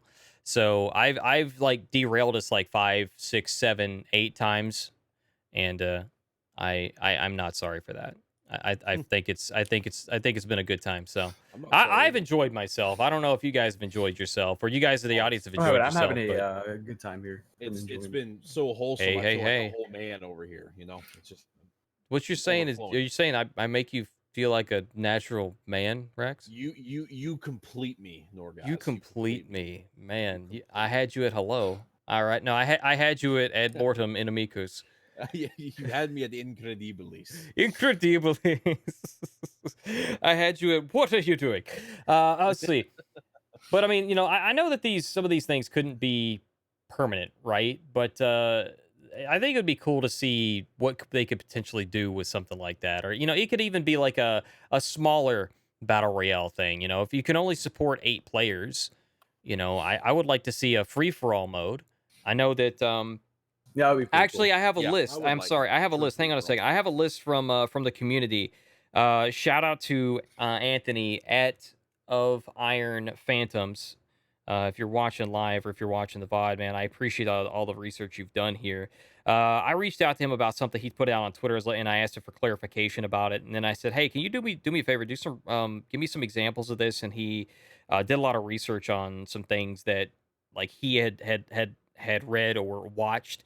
And he sent me over some ideas that the community has mentioned or that he wanted to see as well. And a couple of these actually do stand out. Like as an example, they called it like Lone. He called it Lone Wolf. It's basically a free for all mode, 8 players against each other, but over time expand to 16 people, all against one another. Given dedicated servers, of course. Perhaps available with power ups similar to elimination, or have random buffs, nerfs like arcade. Last man standing or healthiest player at the end of the time allotted wins. That's kind of interesting. Total War. This one actually I thought was really interesting. An infantry charge based game mode where something akin to duels meets conquest battles from like Assassin's Creed Odyssey, or to give another example, there's some other MMOs like the new Kingdom Under Fire that's currently in development would be something like this, where you have a squad based combat system that you can like go in and out of, and do something like that. Or something like going back to like PlayStation 3, you had Blade Storm. That was fun as hell. I played the shit out of that game. I would love to see that in For Honor for sure. Plays out with the first army to eliminate the other completely or kill the enemy commander 3 times wins. The armies consist of the 2 players opposing each other and typical minions, pikemen, bowmen, commanders. Also, new forms of minions based on more brutish or roguish warriors can be used to repurpose the first and maybe second portion of the breach matches. That would be kind of cool. So just a couple of examples of things that the community has kind of discussed and wanted to look into. Those are some of the ones that I thought would be really, really interesting. And I still would like to see a game mode where it's like it would be a free for all, but it's like you have a circle, right? You have the circle, and you're in the 2 people in the middle, and it's basically like a fight club, so to speak. You can't, if you get thrown on the wall, somebody they punch you and they either stun you or they do damage or something, and they throw you back inside. Right. You can't escape, So something like that I think would be really cool. All right, so our next segment is something that I'm going to throw in here, and I want to talk about it. And it's something that I haven't decided if I actually want to go for this or if I want to put this in the future. But I want to say, I want to give you guys an opportunity to add anything that you think we would like to see. Is there anything that you would like to add to that topic? I know you said you had a lot to talk about, Raven. I have I can probably run through it pretty quickly, though.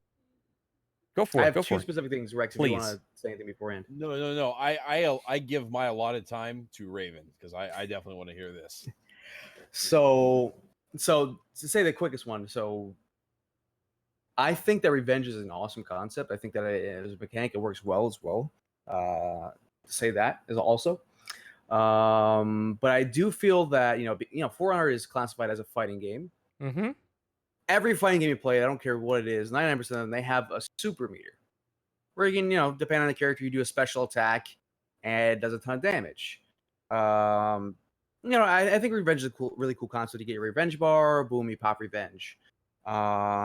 Recently I had an idea, basically, borrowing from fighting games like Street Fighter or Tekken, Soul Calibur. I mean, pretty much every fighting game ever. Kind of being able to not repurpose revenge, but give revenge give you a different option while you have that revenge bar. Okay. Basically giving each character a dedicated super. If you hold down the revenge button, that differs depending on the character, but can be anything from an AoE attack that does like a small amount of damage to that area of effect, or a single target but massive damage attack that will completely deplete your revenge meter, but once you get your revenge full, you can activate that at your leisure. And I thought that would kind of add a flashiness factor that I feel that maybe For Honor is lacking, in the sense of making fights a little flashier. Because I mean, if you watch Mortal Kombat or Soul Calibur, for instance, or Tekken, when a character pulls off a super, I mean, it's like a Pog Champ moment. It looks awesome, no matter what. It looks awesome. And I don't think that, like an EX, I don't think that For Honor has that. Revenge, it looks pretty cool, but it's not flashy like a super move would be. For instance, like let's say you had like Kensei super move and it was like just like a really quick, like unblockable, something, whatever.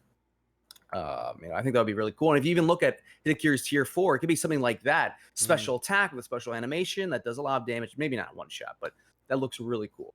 Hadouken! Yeah, Hadouken. Um, and Kamehameha. besides that, this would be a much bigger undertaking, I'm sure. Um, Okay. you have Breach. Breach is kind of like a MOBA, has influences from MOBA. You Mhm. have the side lanes, the mid lane where you push the ramp through. The commander is basically the stone dam that you have to destroy, or the guardian is basically like a jungle boss, something like that.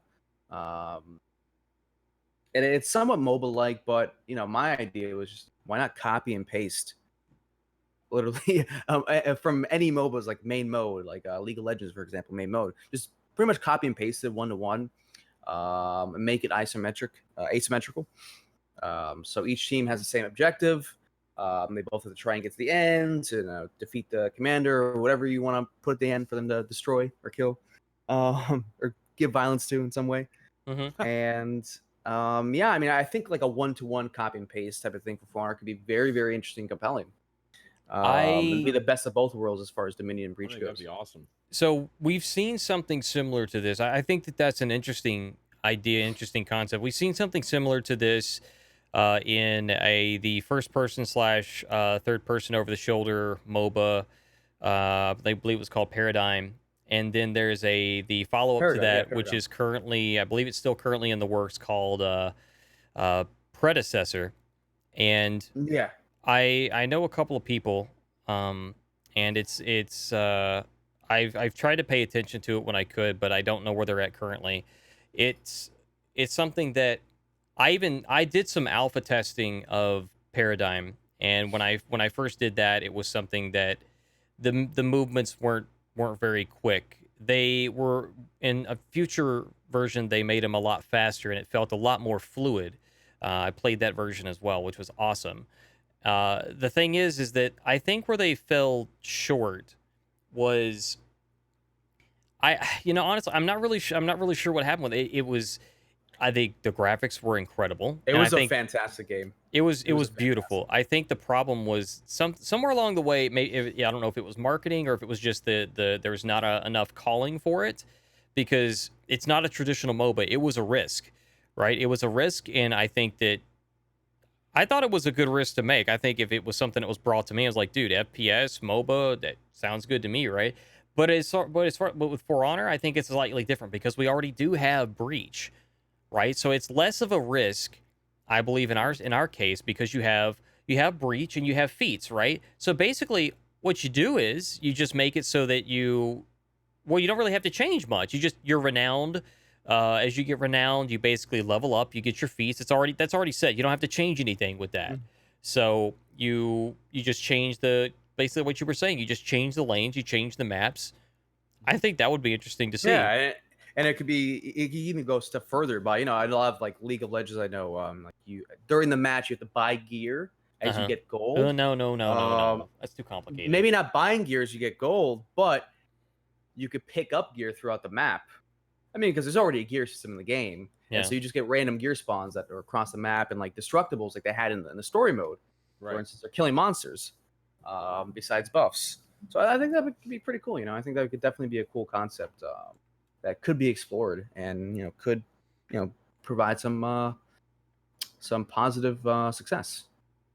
I think it's worth looking into, and I'll leave that up. We'll have to leave that up to the development team whether or not they want to, Pursue fund and pursue that as a thing. I think that it's something that would be interesting. Something that I think that I should probably be doing that I'm not doing is all of these concepts that we're coming up with that we throw out there. I believe that it's something that I should probably write some of this stuff down, and I should probably like to be doing pulse checks with the community, because because when it comes to presenting ideas, if you really want something to move forward, and even if you just want it to be looked at, right? We're trying to provide solutions to potential problems, and not all of these are problems necessarily. These are just opportunities that we might be able to take advantage of, right? Because if that's something that will bring more players in, that's good for everybody. Um, Right. and that's what's good for the goose is good for the gander. What's good for the flock is good for the gander. However you want to say it, so somebody doesn't get mad at me. The the ultimately it's something that I should probably be like taking pulse checks on, and I may eventually get around to doing something like that, but right now I haven't made the round. So I apologize, guys, if I think that's one of my failures. I don't know if that's something you guys are mad at me over secretly, but I will. I'll have to look into doing something like that. So we've talked about For Honor as a MOBA, For Honor as a battle royale. We've talked about For Honor as a MMO. We've talked about rotating. No, I think somebody in the chat said this. We've talked about rotating different game modes. In general, we talked about a lot of stuff, and there's a lot of different concepts that we could look into. But as far as like For Honor goes, there's so many opportunities here that I think are worth looking at.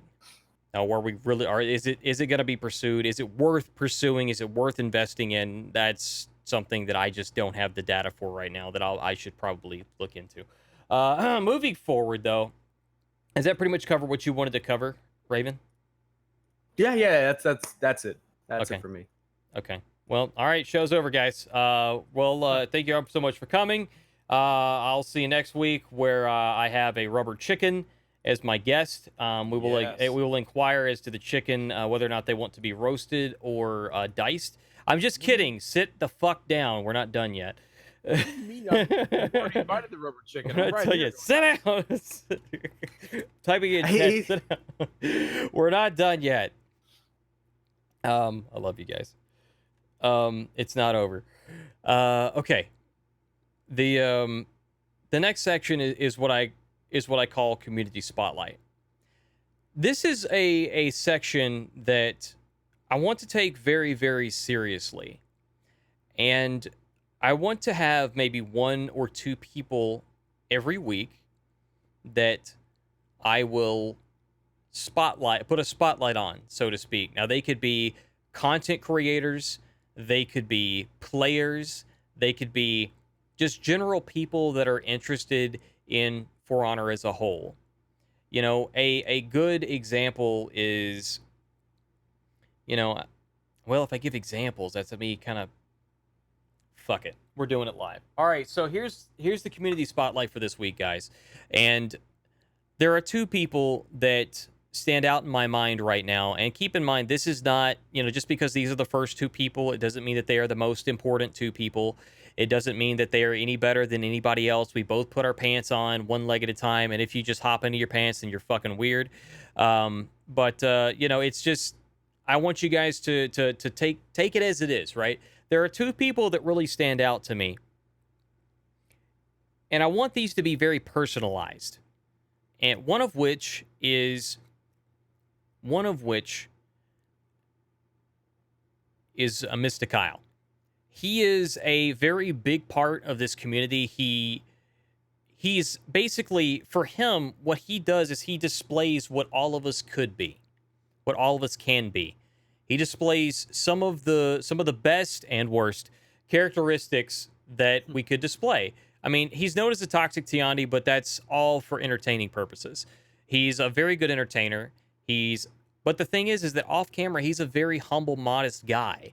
He still plays the game offline. He still hangs out with people in his audience. He still makes friends with people. He has built relationships throughout multiple platforms: Twitch, YouTube, Twitter, otherwise. And he is, like I said, though, he's genuinely a down-to-earth person. I mean, he's from Tennessee, for goodness sake, right? So that's something that I think is really important to... He's a pretty damn good Tiandi. It is. He's a really good Tiandi, right? So that's something... Sorry, go ahead, Norgoz. No, go ahead. I was just going to say that I would just throw onto that, yeah, Mr. Kyle is a huge part of the Twitch community, in my opinion. And like you said, he encompasses everything that you would want in a community member. He's a fantastic content creator. He's a great guy, like you said, just chilling with him or chatting with him offline. And he's a huge supporter of everyone that's in the directory. I see him all the time going into other channels with 3 or 4 viewers and just chilling and hanging out and visiting with people. Like, he honestly, honest to goodness, loves this community, loves the people in it, loves the game. And he's the kind of people that you can build a community on. And he's obviously someone I look up to a lot. And he's freaking fantastic. Love Mr. He, Kyle. he truly does. And the thing is, the word community means something different to a lot of people. I asked this question last night, and the word community comes up. The word community comes up every time I ask somebody, how has For Honor changed your life? When I asked you guys in the show, every single one of you said the word community. Community, community, community. The For Honor community is fantastic. We all know that. But yes, Rex said exactly what I was getting at. Mr. Kyle encompasses the entire directory into his community, because his community is our community. We're all within the same community. He does a lot of things to support other people, and it's just he's just a wholesome guy. So not only is he an entertainer, but he's also very wholesome. And like I said, that's why I wanted to bring him to the table. And before I mention the second person, I want to make sure that I double down and I make it very, very, very clear that you guys understand this is something I want to do every week. And I haven't decided how in depth I want to make this segment. If I just want to talk about it, if I want to encompass their pictures and stuff. I don't know how graphically fancy I want to get into that, but I want to, and there's plenty of people. There's plenty of people, and there's going to be plenty more episodes of this show. So if you think of somebody that you would like to see featured, feel free to hit me up. My DMs are open at Norgoz. That's where you can find me on Twitter. It is, my DMs are open if you want to make suggestions and stuff like that. Just don't be upset if I don't pick your person right away. That's all. That's one of the main reasons that I second guessed even saying that, because I get the same thing when it comes to suggestions for guests or requests for guests. If I don't pick you, or if I don't pick your person, it's not something. It's not a rejection. It's not that anything like that. It's that right now this is what I feel was the most appropriate. Also, the other one is Lollychul. She makes it a point. See, immediately we have smiles from our two guests. For those of you who are listening to it, it lights up the room. Okay, you can quote me on that. Sure, Lollychul lights up the room. Sure, we'll go with that. Whatever. Really, it is something that I've seen from her. She's got good character. She makes it a point to interact with other people. She'll stop by different streams and say hi. It's something that, and she's not just, like dropping by saying hi and doing whatever. She makes it a point to like listen and interact with whatever's going on. And today, we mentioned earlier, she got partners. So again, congratulations to Lollychul. She's definitely well deserved and well earned. But yeah, she can hold her own. She doesn't take any crap. But she's like what, number one, Romania's number one For Honor streamer, for sure. Like it's Definitely. she's kind of a big deal. She's kind of a big deal. But I'll move over, Barrakeet. move over, Barrakeet.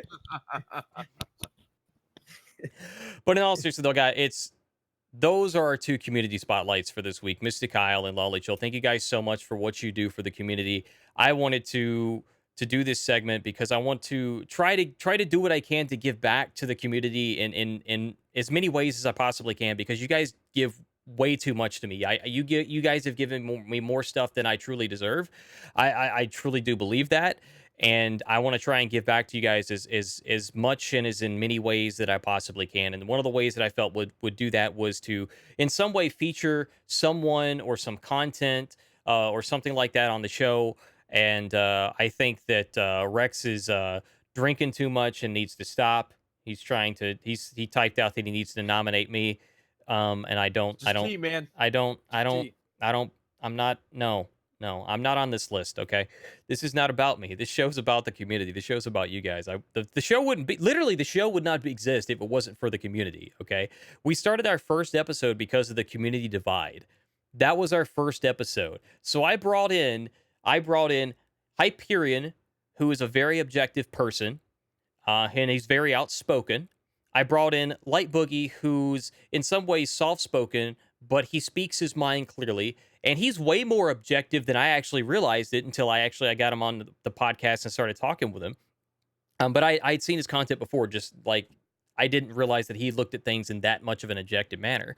And you have Bleach, who was known for being negative for a time, but he kind of turned himself around, but still looked at things, but still kind of, in some ways, people still see that in him, regardless of whether or not, that's current. Some people will still see that. So we have the negative, the positive, and we have the neutral on that show. So we had a very good objective kind of basis for that. And we had a good show. We moved on. We brought in more and more different people from the community. And I'm grateful to have had this opportunity to meet more people in the community that I haven't already spoken to as much. You know, I have more people that I want to invite and have on. I have some actually really special stuff I have planned for episode 10 or episode 11 that we're going to see about doing doing things a little bit differently. I don't want to give it away, but we'll just put it this way. There's some people that haven't been able to join the show because of time differences, and I have found a solution to that problem that fits both our schedules, that I think is going to fit both our schedules and theirs. So you may see some people on the show in the near future that are overseas from North America that you otherwise would not have seen. And I am looking forward to that, to those interviews as much as you are, as much as you have been. You guys have cried out for certain people to be on the show, and trust me, I've heard you. It's not that I haven't been listening to you. It's just the opportunity hasn't yet been there. So, something to keep in mind for the future. And again, Mr. Kyle, Lolichul, thank you guys so much for everything that you do for us. You guys are great representatives of this community and specifically the Twitch community, the Twitch directory of For Honor. And of course, again, that's not to take away from anybody else. There's so many good people in here. And I've already talked about before what Raven has done in terms of like competitive and stuff. I talked about all that earlier tonight. I've talked about how positive Rex is and all that good stuff. But the spotlight is on Mr. Kyle and Lolichul tonight. So I thank you guys so much for everything that you guys do. You're amazing. You're incredible. Please keep it up. We love you. All right. Community spotlight. That was the most wholesome fucking moment I've ever experienced. I've got tears, man. Tears. The wholesomeness. I feel like I'm missing something. I really do. You gotta change. You gotta rename this podcast. It's not the Warcry podcast. It's the wholesome podcast. The wholesome podcast. Dude, The wholesome. I'm eating grape nuts over here. That's how wholesome this podcast is, dude. Wholesome Warcry. I don't know. The weekly wholesome. I don't know. It's Weekly wholesome. I'm not sure. Feels positive vibes, man. Positive vibes, man. All right. You know, we could do something. You know. Good vibes. But yeah, guys. But yeah, guys. Listen. If you want to make suggestions, don't put them in chat. Put them in my DMs, because you're gonna if you're throwing them all out there, it's taken away from the it's gonna take away from their moment once they get it. I know we have, like Slide I in said, the DMs. we have so many. Yes, slide up in them. They're all available. You can just click the little letterbox, and you can go inside and talk to me one-on-one for free. No charge. No charge. That is so wholesome, dude. All right, so moving forward, matchmaking and balance. This is something that a lot of you I know have been looking forward to, and I've been looking forward to as well. We just heard on the the Warriors Den yesterday. Steph came on and talked with Mistress, aka Clarissa, and they were talking about what was going on with duels, what was going on with Dominion and Breach, the win rates. We've got some clips of what the competitive tier list looks like, or did look like, at May 31st of this year. Clearly, it's changed since then, but going off of the last season, that's what they were going off of. So, talking about win rates and things of that nature. So what we're doing is we're going to be having a little discussion about what our opinions are on where the characters are, what the opinions of the characters are in terms of like the differences between the competitive level, the casual level, and whether or not we think the data seems to match up with some of these characters, because the win-loss rate is one thing. The pick rate is an entirely different thing. And if you can pick a bad... Raven said this before the show. He said, you can pick a bad character and do well with it, but that doesn't mean that it's viable, I believe is the terminology that you used. Viable? Competitive? Yeah, exactly. Yeah, yeah. It's not something... It would be a viable.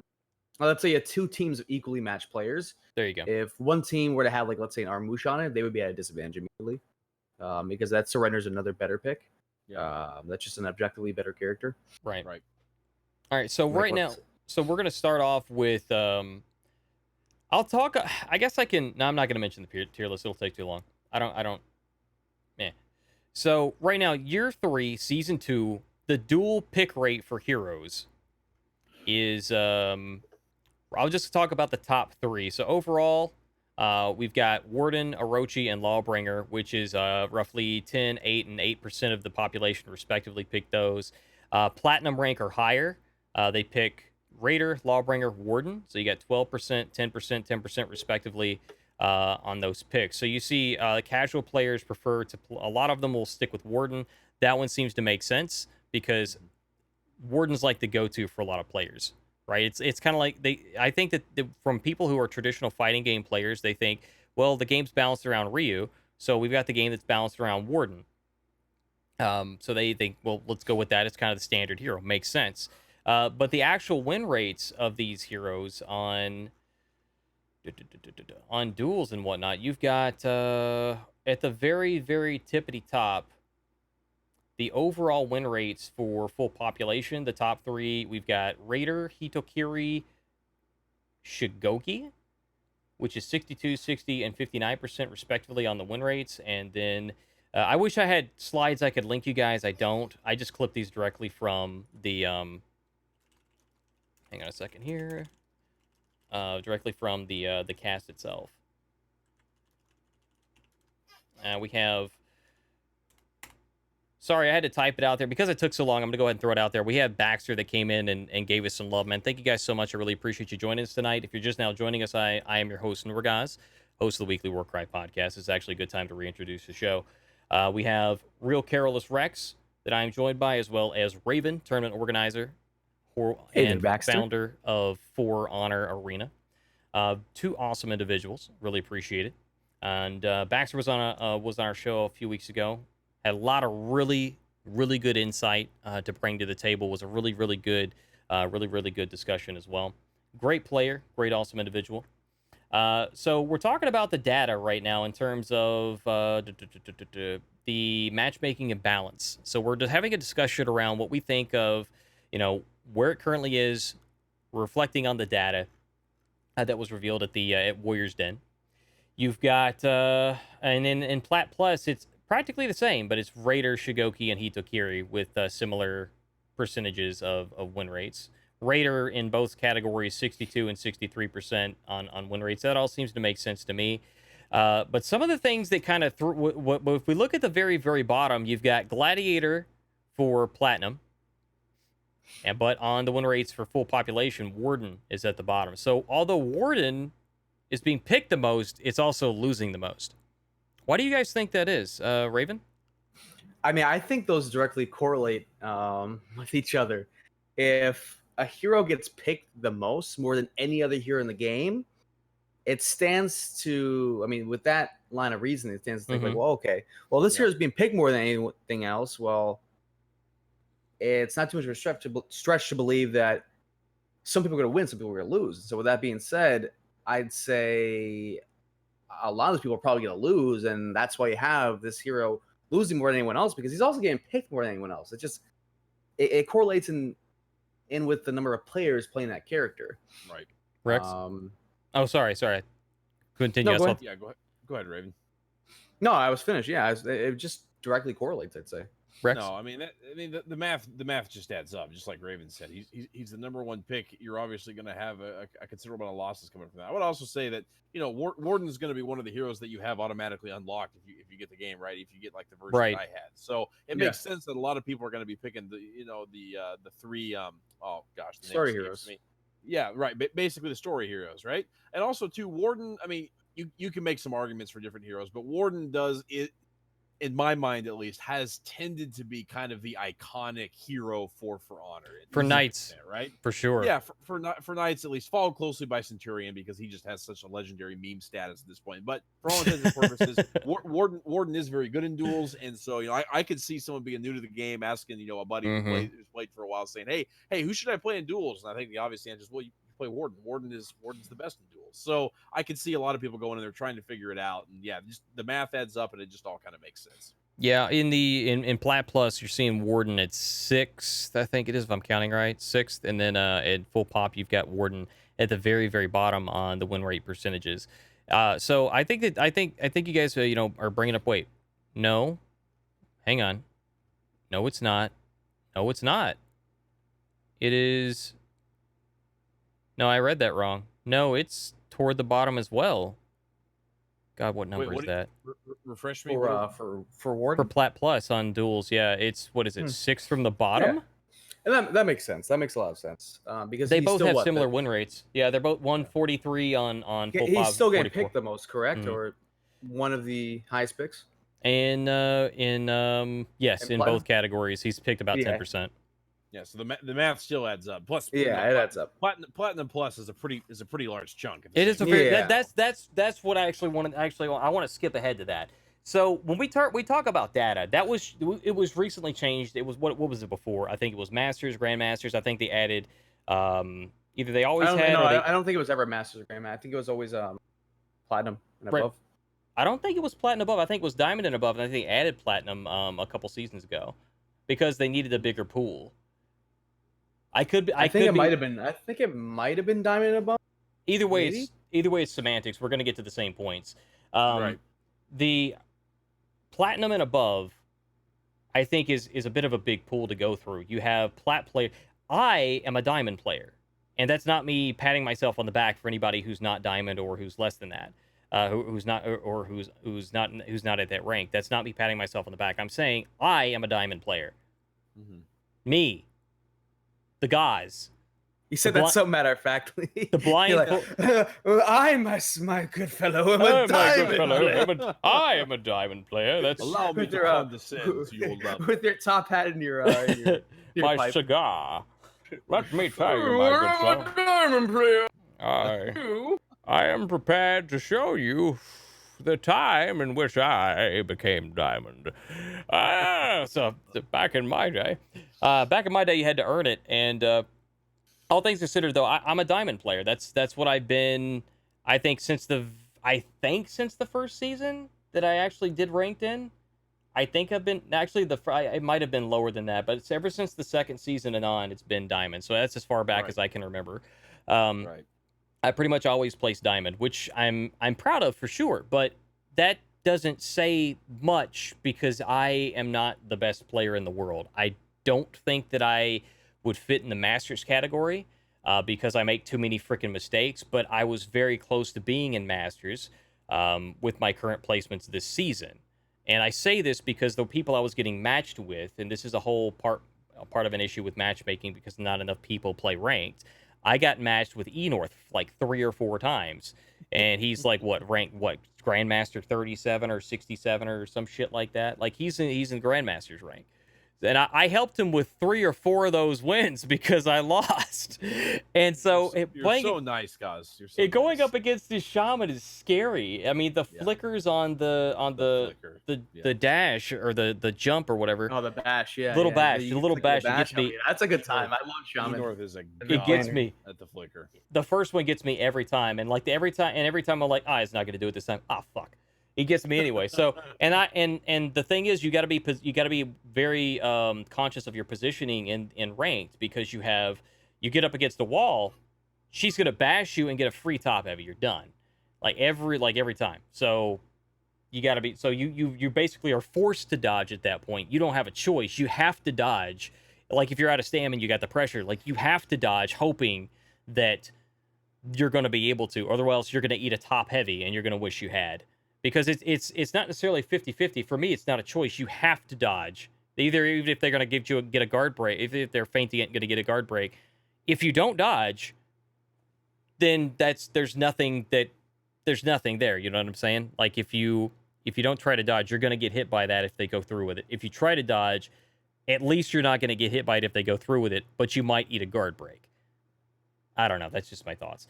Semantics. So my point is that, I myself, I'm not the best player in the world. You can see my gameplay. I'm not the best. I think that I'm decent, but getting off topic.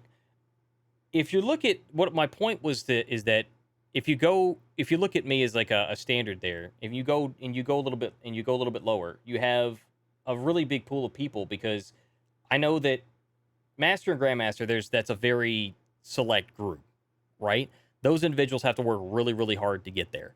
I know Diamond is a little bit more that's, I guess, above average. And I think Platinum is pretty close to what the average population would be. Average or just a little bit above average. Above average, I'd say, Or yeah. above, still above average, but a little bit closer. And so Yeah. that's what I'm saying is that you're going to have more people in those categories than you do in the ones that are higher up. So I think that you've got a really big pool of people, and I don't remember what it was on what the percentages are. I know it's like what top 4% or something like that with plat and higher, I believe it is, something like that. But you have, if you cut those out, the question is, do you lose too many for the data? Does it skew the numbers too much? And I think that's the question, whether or not. And but I know we've talked about this before the show, Raven. What are your thoughts on plat being part of the pool? I think it's just too wide of criteria. I just think it's at that point you're pulling from too many people. It's just not really indicative of anything. They show. I mean, it's good for like maybe general pop to get an idea of how general pop's doing, but it also doesn't really show the strengths of the characters accurately, especially when you have our Mushu like super high and like Dominion, for example, and characters that you would never expect to see high and ranked high on those lists. Because if you look at like the tier lists, for example, from that season, they don't really match. They don't correlate to what you see from that statistical data. Yeah, they don't quite correlate. So I don't think that those pools are going to be the most accurate representing the character's strengths and how they really are in terms of like, strength levels, in terms of maybe placement on a traditional tier list. But it will definitely show you how they're performing in that mode based on that pool. And we've got this for duels, we've got this for Dominion, we've got this for Breach, and it's essentially the same basic concept. You've got full pop and you've got plat plus. And I guess the question is, if there are too many people, the question is, should we narrow it down? And I believe that I want to say at one point it was, and they extended it to plat, but semantics, we still have the same predicament. So tell me, Raven, clarify for me, when you say that, and I agree with you that, in my opinion, that's too many people. When you say that plat is adding too much, on what basis would you say that would be? How would you describe that? What would you say is the factors that you would take into consideration with that would make it too much? I would just say if they're trying to get an accurate representation of what heroes are power level wise, or and I'm assuming they use some of that data maybe to buff, nerf, or tweak characters, because the whole idea about that segment is that it's a state of balance. They're looking at how the characters are doing balancing wise, and they look at that and they use maybe some of that data to make adjustments in the future. And I think if they're making adjustments based on that, they would be making those adjustments with data that's not really going to be probably pushing the game in the right direction, or going to be balancing the characters out. Because again, it's not really indicative of how strong the characters are, just how well those individuals perform. And again, that's just on an individual level, and it's such a wide criteria. It's not going to be indicative of the character power level individually. Would you say then? If we're not beating around the bush, would you say that skill level wise, master and higher is pretty much what you would want to see potentially? If we're going to narrow it down, you'd say master or higher may be something, the type of skill level that you might be looking for a pool that would accurately represent what some of the full capabilities of what a hero can deliver on. I mean, if I'm being 100% honest, I don't think that masters and up would even be a good criteria, and I'm not even too sure about grandmaster. Okay. Because the way I see it, the easiest way to tell if a character is better than one other character or how easy way to tell how strong a character is. You take two similarly matched players, put them against each other, have them play different characters. And there's a lot of discrepancies and ranked simply absolutely. because, I mean, and this is known. I mean, it's on servers, so I mean, it's easy for people to go in there and have high latency or have connection issues and do well simply because of that. And it's a little issue. It's not the worst thing, but it is an issue, and that I'm sure causes a lot of people to win. I mean, I've lost matches because of that. And back to what I was saying, if you watch scrims, 1v1 scrims between two similarly matched players, I feel like that's how you get a better idea of how the characters are strength-wise. When you have two people who know the ins and outs of their characters, the ins and outs of each other character, and have them fight and just see what they do in like a best of 99. And you'll see Clutch do it all the time with like people like Brave Lord Servant or Zero Crack, Set Mix, etc., etc. I mean, the list goes on and on. These people, they'll play for hours on end, just 1v1, 1v1, or whatever. And I feel like, I mean, it's not going to be the easiest way to collect data, and it wouldn't really be too feasible. Right. Yeah. So Okay. falling back onto ranked again, I feel like maybe top 50 and above would be maybe suitable. And even then, of course, that'd probably be too small of a pool. I think But to get the so. closest results. I think the issue that we'd run into with something like that is like you said, the pool would be too small, and not for the fact that it's too few people. The pool is too small because at that level of play, I imagine you would agree that at that level of play, you're picking heroes that are optimal. You're not Yeah. picking heroes like Aramusha. You're not picking heroes You like would never really see Aramusha picked. You'd never see Shigoki picked. you're not good. Yeah, you don't see those picks as much. So you're not going to get accurate representations for the entirety of the heroes. And maybe that's exactly why we go for Plat Plus, because we want to see a more representation from the heroes themselves in general, because we're not seeing a big enough pool for it to actually make sense. And that makes sense to me, I suppose. I want to correct what I said before. It's not top 4%. It's top 4% for Dominion and Breach. Plat Plus is Plat Plus, and I don't know what percentage that is. I don't know if I don't think that's top 4. I want to say that's probably like 15 or 20. I think it's Yeah, even more than that. yeah. I think Diamond is like top like 20 or 15. Yeah, it's pretty I big. think Plat's top like 30%. There's a percentage somewhere that I know that I've checked before, and I don't remember exactly where I got that from. It was probably something that was said on the on a Warriors Den at some point, where they said, this is the top 10 or the top 15%, and they were including Diamond in that percentage. I believe is where I got that from. So that's where I'm kind of guessing where Plat's an extra whatever. Anyway, semantics. So anyway, but so moving forward, Rex. We've talked a lot about the characters. We've talked a lot about the win rates and stuff like that. And this is just so anybody watching that or listening, it doesn't misunderstand. Rex and I are more casual players. Raven is more of is a competitive level player. So this is a discussion on somebody who I understand a lot more than what I probably describe or Give yourself credit for. Yeah, well, yeah. Well, I guess we could go with that. You know what, Raven? I appreciate you. I probably do, but I can see where I make mistakes, and I can see, okay, I should have done this and I should have done that, and I know, and I can watch matches and I can analyze it, and I could probably coach somebody and say, hey, this is what's happening to you. This is how you can counter it, but you have to be aware of X, Y, and Z. Maybe you have too low of a stamina. That's no longer going to be an option. Things like that. I can analyze that kind of stuff at a higher level of play than what I actually consistently perform at. So I understand a lot more stuff than what I probably display, or I guess give myself credit for, is what Raven said. But ultimately, what I'm getting at is that we're still at the casual level, and since this is a community podcast, we want to have representation at all levels of play that I possibly can present you guys, because it's not just a discussion of, oh, what's the best and what's the most optimal and why are things exactly the way that they are. It's also, okay, so how does the casual scene see it? Like, how do I see it? How does Rex see it? And Rex is a badass. Don't make any mistake about it. He is a freaking bad ass.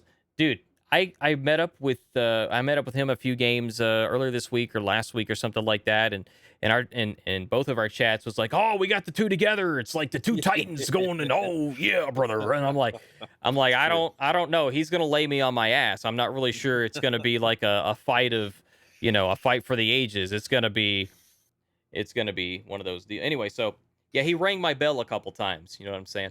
He's an Literally Aram. with Aramusha, yeah. I was gonna say, like, he's an Aramusha main. If anybody actually thought too much Caught into that that. joke. Yeah, I like Rex, it. what do you Good so? joke. So do you think that from your perspective, do you think that plat is too much? Do you think that we're on like for duels? And I know that duels is not the best representation in terms of the full characters, potential and whatnot. Right. But in that regard, would you say that that's too much or too little, or do you think we need to get more? Should we go with bronze? What about bronze? No, yeah, certainly not bronze, right? Yeah, I think we should go with bronze. I think that would be a full representation idea for sure. Yeah, I don't know. I think it's a great idea. I think it's a great fucking idea. I think we would see how I think we would see how broken Raider is, because clearly Raider's broken. I mean, I'm joking, by the way. I'm sorry. I'm too many jokes. Course, Please yeah. continue, man. Yeah, sure. So no, I do agree with most of what Raven said in regards to how the numbers should be calculated. Here's what I would say. I think when we're looking at that data, right, I think we can take a different approach when we look at the platinum and up. I like what Raven says, and I think maybe, and I don't want to add too much to the people who are crunching the numbers, because certainly that can't be super fun to collect. I would love to do it. Hey, I'll do it. Yeah, okay. I volunteer as tribute. I fucking love numbers. No, actually I'm the same way, Norgoz. I would love that type of work. I love analytics. Statistics. Analytics is like what I do for a living, right? So I would love it. But here's the thing. I think you just add on a section. Like, I think it's good that we see what is out there for the entirety of the game population. I think those numbers are helpful because we can kind of see who's popular, who's not, from just like a general casual perspective. And then we have the platinum tier, right, which, as Raven mentioned, is the above average player. This is the person who has spent enough time in the game to learn core concepts and to be able to kind of know how to gank, for instance, like some basic things like that, right?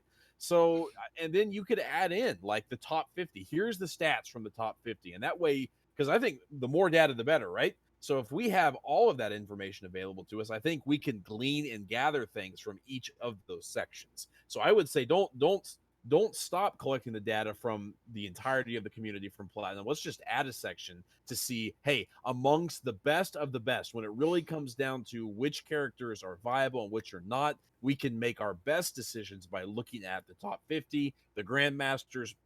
I think you could have discussions of what could reasonably be considered top tier viable play. But whatever that section is, you could add that as an additional section to be able to get the entire scope of the game.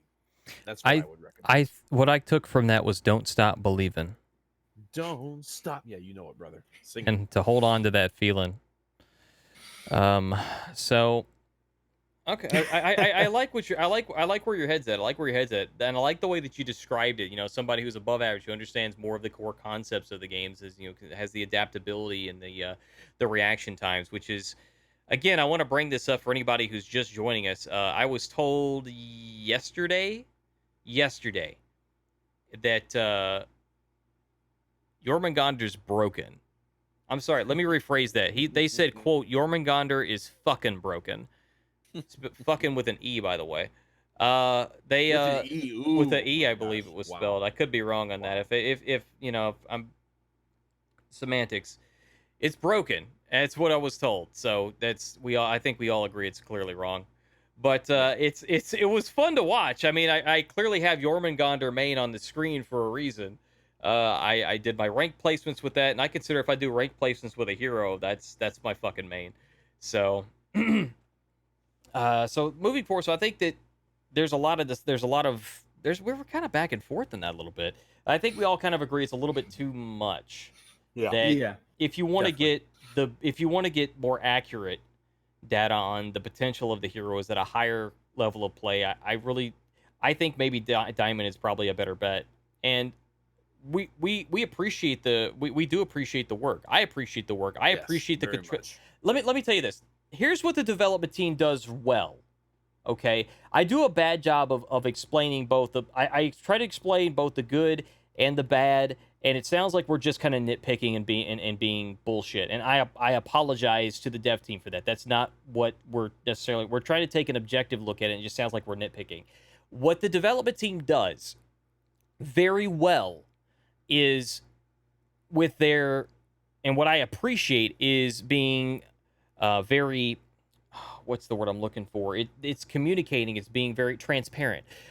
Being very transparent with this data and sharing this to us every season. I think this is valuable information for everybody at any skill level to better understand where the heroes are, where the heroes were. And with the most recent season patch, none of this information is going to be accurate. It's all completely outdated, clear, because there's been just so many changes. That being said, Hitokiri is still in the top 3 in probably still in the top 3 in duels. I would say maybe even a little higher win rate, just because of the nerfs to walking and the dodge roll guard break vulnerability being added in. So that's probably gonna help I believe that has helped out Hitokiri a lot. Big time. Hito has an actual mix-up now. Yep. You can't really react to it. You have to just guess. You have to guess. You have to make a read, and creates an interesting interaction where Hito can make a good read and get some damage out, but you can also make a good read, and let's say you dodge the kick on the first timing, you get a GB for decent damage, and maybe even amazing damage, depending on, let's say you're playing Raider, and you get a GB into like a ledge or a wall splat for bigger damage, that kind of thing. It forces a cool interaction. Hitokiri is definitely a lot better now.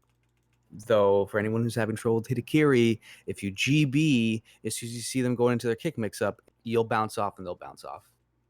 Oh, heads up. Just a heads up, guys, if you're struggling. Wow.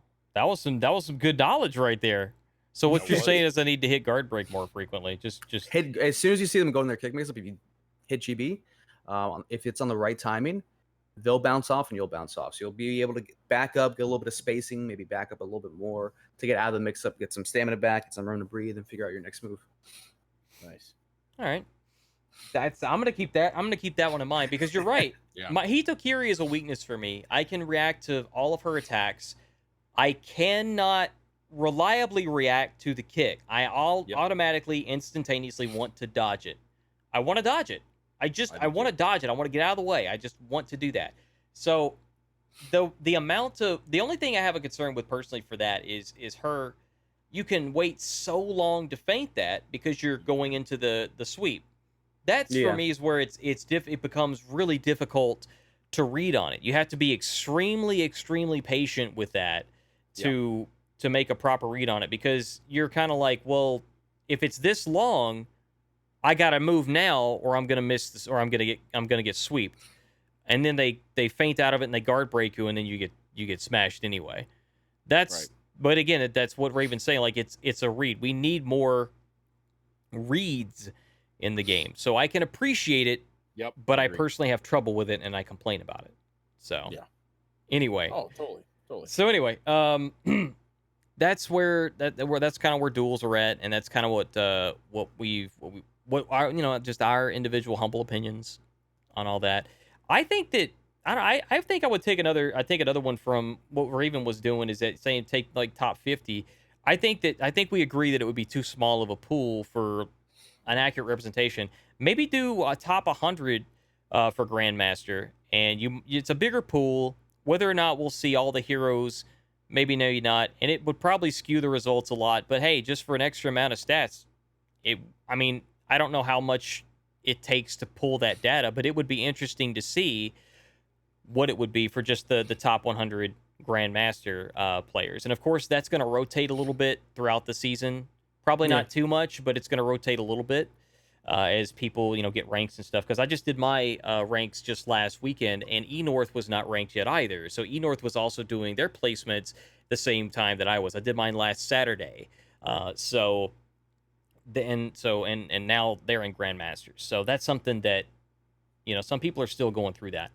We've got the Dominion, and we have. I'm gonna breeze through this next section real quick so we can get to some final thoughts and some other stuff. We have season 2 of Breach, and Dominion. We have the win rates and the pick rates are very similar for. I feel like I'm just reiterating everything that was on the freaking Warriors Den, and I kind of just. But you guys, I love you, and I want you to see this and know what's going on. That's what we're here for. We're here for information. Raider is pretty much the top in everything. It's pretty much the top in everything. Raider. Oh, here. Okay, here's what I was getting towards. This is probably what I should have started with. Okay, Rex. I want you to tell me, in the top 4%, who is the very top character in the top 4% in year 3, season 2 of Dominion? Would you say that it is Raider? Would you say that it's Valkyrie? Would you say that it's, did I say Gladiator yet? Or would you say that it's, something else? What would you say that hero is in the top 4% of Dominion in the win rates? What is that hero?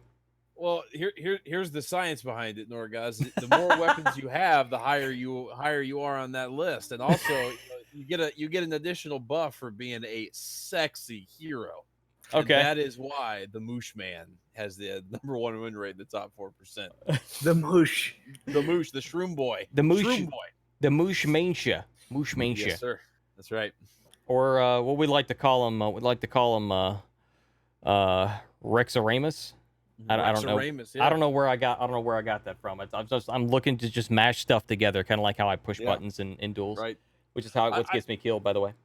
I will say this though, and I do think this, because the question I think that you're leading up to, Norgoz, if I could just totally go for interrupt it. you and just jump the bandwagon, is all right.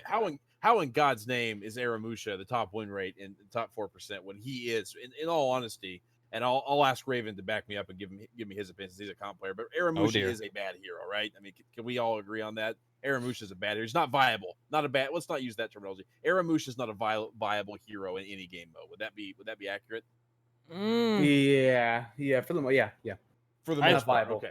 I think in a lot of cases we probably agree. The question is, why would you pick art? And this is how comp players view it. There you go. Here you go. You can only pick 4 characters. Each person gets 1 character. Right. Exactly. 4 people on each team.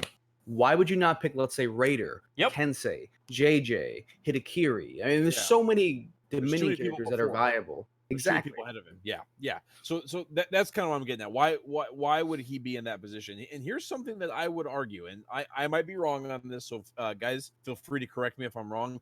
But I do think Aramusha. Dang, I knew it. My whole life. I'll just leave now. Anyways, when it comes to Aramusha, I do think in order to play him well, I do think you've got to familiarize yourself with him, and he's got a kit that's a little bit harder to operate with. That's my own personal opinion. It took me a long time to be able to really figure out how to play Aramusha optimally. And you just there's certain things, and you got to know your matchups too. You got to understand your matchups. The way you fight a Black Prior is going to be completely different than how you would fight a Nusha with Aramusha, which that rhymes, and that was intended, by the way. So anyway, the Nusha with Aramusha. The point is this: the people I run into in Dominion, or really in any game mode that play Aramusha, they tend to be pretty darn good with Aramusha. And I can list several people off the top of my head that I've run into. For the most part, I'd agree with that. For the most part, not across the board. Most people. I have run into some really bad Aramushas. I have really, really bad Aramushas. But okay. The guy who just talked in chat, he was going to be the first one I mentioned. You've got Alec. You've got Ledgemeister, who is an insane Aramusha. Anyone who does not believe me, go to my channel and check out a highlight called Ledgemeister Nerf Win. It's ridiculous. The man's a god with Aramusha. Moose Mane is a fantastic Aramusha. I was watching Skull Guy play duels the other day with Zerker get completely 3-0'd, like 100-0 by an Aramusha. So the people that take the time to really learn the character and play him well tend to be pretty good with him. And I think that's probably why you see him topping out the way you do. And also, let's be honest, Aramusha has got a loyal fan base, like Centurion, Oh, it really right? does. Of people who Diehards. love and play him. I will play Aramusha till my dying day, even though he may never get the buff that he deserves. I will continue to play Aramusha. I'm sure he will. Aramusha's I'm sure he best play. will one day. Someday. It's. I feel like it's imminent. But I hope so. one key thing that we're forgetting about here, one thing that we haven't mentioned yet, that we should have mentioned a while ago. Okay. Bad host, bad. These statistics aren't just from PC; they're also from console. That's a good Ah, point. shit, that's And right. I forgot about that That's too. a really good. I just thought about that. I'm Ah. like, wait. I almost from console. Damn it. Armush is a lot harder to deal with on console. Like Yeah. a much. If you guys have ever played, I play Yeah. console for Honor sometimes, Right. and I used to play a lot. I mean, that's the That's platform a I had it really on. good point. And I was Grandmaster. You know, I was Bad one of the host. best PS4 players of my time. Aramusha is a lot harder to deal with because I mean, Yep. the game's a lot jankier. It's a lot harder to read animations. I mean, it's just faster. It's faster paced. You know, you can't react to everything that you can on PC. You actually have to make reads. So Aramusha is much better, infinitely better on console. Right. You can actually throw out attacks. Oh my gosh, what a concept! If you were to go to console, you would love it. I mean, you could be really offensive all the time. Man, He's already I'd be a lot offensive. better. What are you talking I'd about? be really offensive. His fucking all face the is time. offensive. Listen, if you think you're offensive now, just imagine being Just 0 to imagine how 100. awful I would be. Wow, let's just throw Yeah. all the wholesomeness completely out by all means. I don't know where my mind was. This week, That's this a entire really good week point. has been insane, and I all the way up until today, like I've been rushing. The last couple weeks, I've been behind the scenes. I've been struggling with some stuff. I have been struggling with some stuff, and you guys don't see that. You guys don't know all the stuff that I do behind the scenes because, it's you just don't get to see all the stuff that I do. Like, you know what I'm saying? Like, and behind so the scenes. exactly, that's why we call it behind the scenes, behind the curtain. Which is where the man is that is trying to rule the all powerful Oz. Right. Don't mind the man behind the curtain, by the way. Do not fear the man behind the curtain. Pay no attention. Pay no attention. Pay no attention. He cannot hurt you. So, I completely forgot that, and I'm really glad you brought that up. And You I know feel what? like a complete douche. Let's just pretend, my whole beautiful argument about Aramusha will just, forgot about the console that in part the real quick there. Yep. Just Damn. Oh, but here's the thing, though. Would you say though that some of your points still hold firm? Because would you say that Aramusha, in some ways more than other characters, would, and you could probably say this about some other characters too, but would you say that Aramusha is more dependent upon somebody who knows not just the fundamentals of the game? That's obviously that's something that's a requirement to be better at a character, but would you also say that it more than some other characters, it requires that you know that hero's matchups better yes. than you would, like, if you're playing like a raider as an example? You have raider has a little bit more tools to utilize that you can abuse in a sense that you can't do with Aramusha, I believe. Would you agree with that? Yeah, I would. And I would say, just to give you an example, for instance, we were talking about this a little bit earlier. One of the things that Raven mentioned that Aramusha has going for him is Aramusha has some really, really good parry punishes. As most people will know, off a heavy parry, Aramusha gets a top heavy. And of course, off of a light parry, he gets a 40 damage side heavy. And so the thing is with some heroes, where like Hitakiri is a nightmare for Aramusha, right? Because of the variable timed heavies, that could be a real pain to fight against, like she is against most heroes. But for other heroes where the moves are a little bit more, I don't know if you want to say monogrammed, or the animation is just easier to pick up on, or they can't feint, or they don't have variable timed attacks. Aramusha's can afford to be I don't want to say a little bit more aggressive, but he certainly has a better matchup against them. So yes, while I think that statement holds true with all heroes, the more you know your matchups with your particular hero, the better you are going to be. I think that is especially true with a character like Aramusha, where I hate to say it, but a lot of your ability to play Aramusha effectively is going to be capitalizing upon the mistakes made by your opponent. So yeah, I think that's certainly true. with Aramusha, it has a little bit of more of a risk versus, well, can we say reward when it comes to Blade Blockade? Oh yeah, yeah, you can say that. You can say it's a Certainly, yeah. risk versus reward. It's a very risky move because it is so easy to bait out. But yes, What it do you can get be guaranteed rewarded. from Blade Blockade again? You get guaranteed the kick and the little Ring the bell.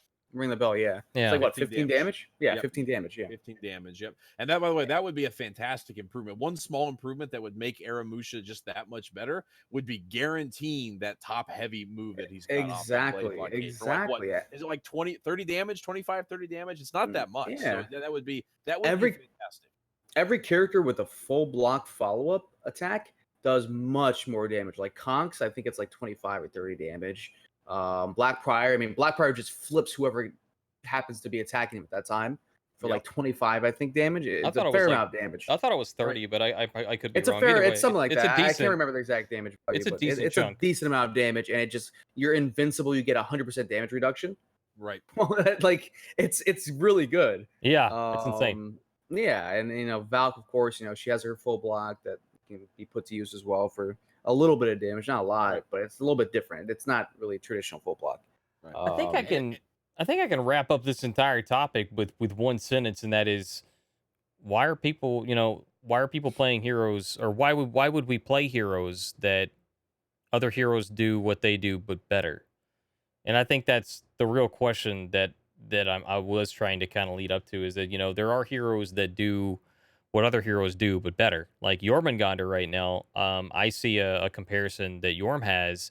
In some ways, some people are comparing him to Centurion. Some people are comparing him to other things. I think you could maybe compare him to Centurion in some ways, but I think right now the main thing is going to be Hito. Hito is a big one because with you've got the 33 30, roughly what would you, the 33 33 33 read on the kick / feint / sweep kind of deal, because you can hold on to it for a while, right? That being said, it's something like, I think that's really what it comes down to is, people will play what they want to play what they want to play, what they love. Like right now I'm playing Yorm, and Yorm is not in a position where he's really competitively viable. I think that's kind of an agreement across the board that in the competitive scene, that's from what I've seen, from what I've heard, from what I've read, like it's not really a good pick when you could go with something else that's going to clear mid better, or that's going to have a better opener, or that's going to be able to not feed as much revenge and still get more of a potential for damage. Because the hammer slam's cool and all, but you also get stunned when you stun them. You can confirm some good damage too with off a hammer slam, but getting to that point, you got to get them out of stamina first, and to do that, it's requires a series of events to unfold and take place. So it's what somebody just once described it as. It was a perfect example. Is this is paraphrasing. It's a practice. No, it's an exercise in patience, is what it is. In some cases, in a lot of cases in fours, it's an exercise in patience. In 1v1 situations, he's not terrible. He's not. I took him. I took him through a ranked, and I saw what I needed to see. And yeah, he does need some love. He does need some work. I do stand by that. But he is fun to play, and he's not complete trash. Right. So, all right. I didn't. I think that with this topic, we were talking about matchmaking and balance, and where we are with our thoughts, our opinions, competitive, casual, and just overall, what the data represents and whatnot. And this has been said in chat, and we've talked about this as well. Is console and PC are completely different animals, and I know that separating those two is a lot more work. But if we want to have a really accurate portrayal of where we're at, that being said, yes, I think if you want an accurate portrayal of the heroes, yes, you got to split them up. But the question is, though, why? And I'm gonna answer that question. The question is, why would you do that? And the answer is or why not? Why would you not do that? And the answer is simple. The game is not balanced around one or the other. The game is balanced around what should be functional on, in a general way. I think they balance around PC. As I think what it really looks down to, and then whatever's on console is on console. I think that that's what it's looked at, is that it's balanced around what should be from, like, reactable, unreactable, readable, and so on and so forth. Just looking at it as if you're playing on a PC.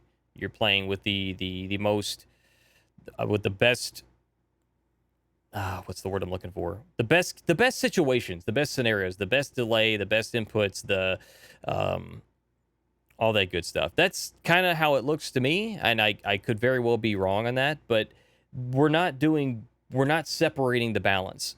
And that's a whole nother bigger, broader perspective on whether or not we should balance around console, whether or not we should balance around just a general big picture, which is what we're doing now. And I think a lot of players in the community believe that there should be a difference in some way, shape, or form. There should be something that's looked at in a little bit of a different way, because console and PC are two completely different beasts. And if we're not looking at those two in separate ways as to what they are, because they are different, then we're not really, we're still getting balance, but it's not the same. But it does require a lot of resources to separate the two. So there's just a lot of things to question, and there's a lot of things to keep in mind and keep in perspective when it comes to that. So I know a lot of us would like to see that, but realistically, is it going to happen? I don't know that would actually happen. It would require a lot more resources and a lot more money, probably, for sure, or it would require more time in between updates. And we'll go with that. We'll just stick with that one. It would take more time to do these updates. Do you guys want to wait more? That's the question I'm going to ask people. Do you want to wait more for these updates? And I think that's really what it comes down to. Do you want to wait longer for these updates? And I guarantee you the answer, at least 90%, is going to be no. No. So that's that. One quick question on... let's see. Do we want to go this route? Yeah, we're getting close to hour 3. We'll touch on this really quickly. XP and loot gain. Actually, we'll just talk about the XP part of this. Should this be revisited? And personally, I think the answer is no. We're talking about the XP rate for anybody curious. We're talking about the XP rate. I say no. I say nerf the shit out of it and just give more, like, double, triple, quadruple XP events. Nerf it to shit. You can't get but, like, one level a month. Make it hard. Make it difficult. Make the XP gain more of a crack. You know what I'm saying? That'll bring a lot of people in. I'm kind of joking with that, but I think that it's not bad. I think with champion status, it's kind of where it should be. Without champion status, for me, it's a little slow. I think with champ status, it's exactly where it should be at. And of course, I know for some players it raises the question, why should we have to buy that? But I think there's like a happy medium between the two that's quite right as well. So I don't. Yeah, if you keep playing, you get steel. Yeah, you get spend your steel on champion status. It's a nice little loop. Exactly. It's this whole shebang. You keep playing, you keep getting stuff. It's, so you can't complain. And it's just for cosmetic stuff. It's just for cosmetic stuff. Some people try to get the highest rep they can for, like, the FH tracker or whatever, which also doesn't have Yorm yet as of last week. Yorm is not on there. If it is, it's bugged. Yeah. They've got, like, something on there like Wulin Commander 5 or something. I don't think that's Yorm because the stats are wrong on my list. So yeah, that's not Yorm. Anyway, so XP, where do you guys see XP right now? Do you think that we're in a pretty good spot? Yeah, I have to say so. I think we're in a good spot regarding XP. I'm in agreement. I have no problem with the way that XP is being done right now. How do you like the way that we're seeing? Have you noticed that we're seeing more XP events? Yes, there has been more. Yeah, I like that a lot. yeah, I think it's a beneficial thing, and I think it does bring people out because I think people, as much as people may pretend not to, people kind of like the grind. So yeah. So I like that. I like that a lot. It brings in more people. It brings in more players. It might even be a good way to bring people in to test out new events or things of that nature. Or they could center those around. You know what? I just answered my own question. I just answered my own question in my mind. We could, we can utilize these XP events to bring people in to buy new effects like the glowing eyes because it's amazing. And that just, I blew my own mind. I blew my own mind, man. Yeah, more steel, steel events, I mentioned the loot, and XP and steel kind of go hand in hand. I know a lot of people would like to see some kind of an event around steel, and that would be kind of a cool thing. I know that I think we saw something centered around steel once upon a time, but I don't remember what it was. I could be talking out of my ass too. It's we've had so many different events. There's been so many different things. I know a lot of players would like to see something with steel. I don't think anybody would be opposed to it. It will bring players in. It is going to put more stress on the servers. That means that there's more maintenance that needs to be done and all that good stuff. So there's got to be some kind of an incentive for Ubisoft to do this. There has to be something that's linked with it, right? There's got to be. It's not just the player base. There's got to be something. So champion status. That's it. Champion status adds more loot. Should champion status add more steel, or would that be too pay to win, Rex? I mean, if I could see both sides to that argument. To be honest, I hate to be the guy that can sit on the fence post, but yeah, no, you're on that fence, man. You just slammed your chair down, like I'm on it. He's firmly in the middle. I'm right there. I'm on that neutral side, But no, for real, like, yeah, I mean, I would say it's kind of fine either way. Like, I'm just gonna be honest when it comes to steel gain, experience gain. I'm really chill with where the game's at right now. If they want to tweak it a little bit, okay. I really wouldn't want to see it. I wouldn't want to see like the experience gain decrease or loot gain decrease. But then we need to stop talking about it right now. Yeah, exactly. I think it's fine. That's my legitimate personal opinion. I think it's good. Good. Raven? Did somebody say more steel? Yes. By all means, brother. No, I mean I'm perfectly fine. Perfectly fine with. I thought that was going to be a segue into your tournament.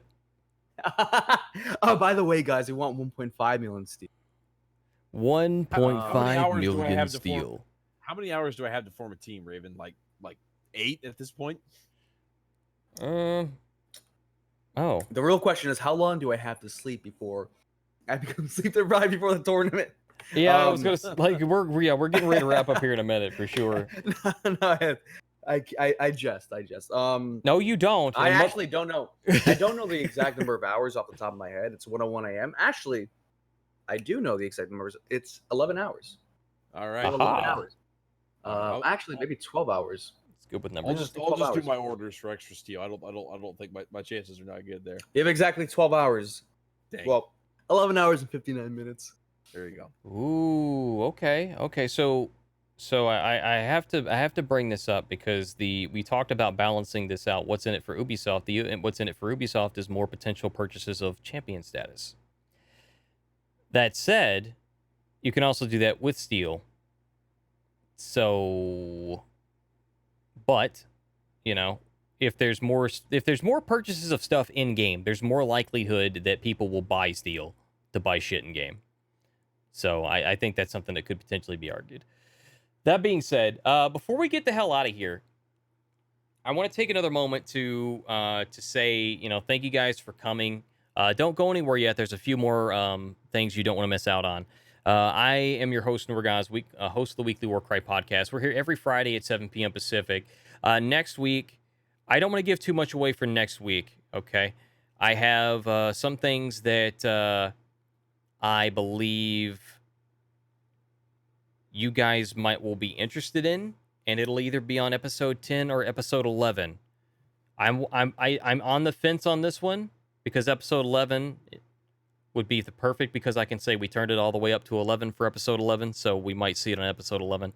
But I'm gonna work on that over the weekend. So, like I said, we will have a show in the near future where people that were not able to join before will have the opportunity of joining, that you guys have requested, and by that I mean people that would be overseas that just don't match our time.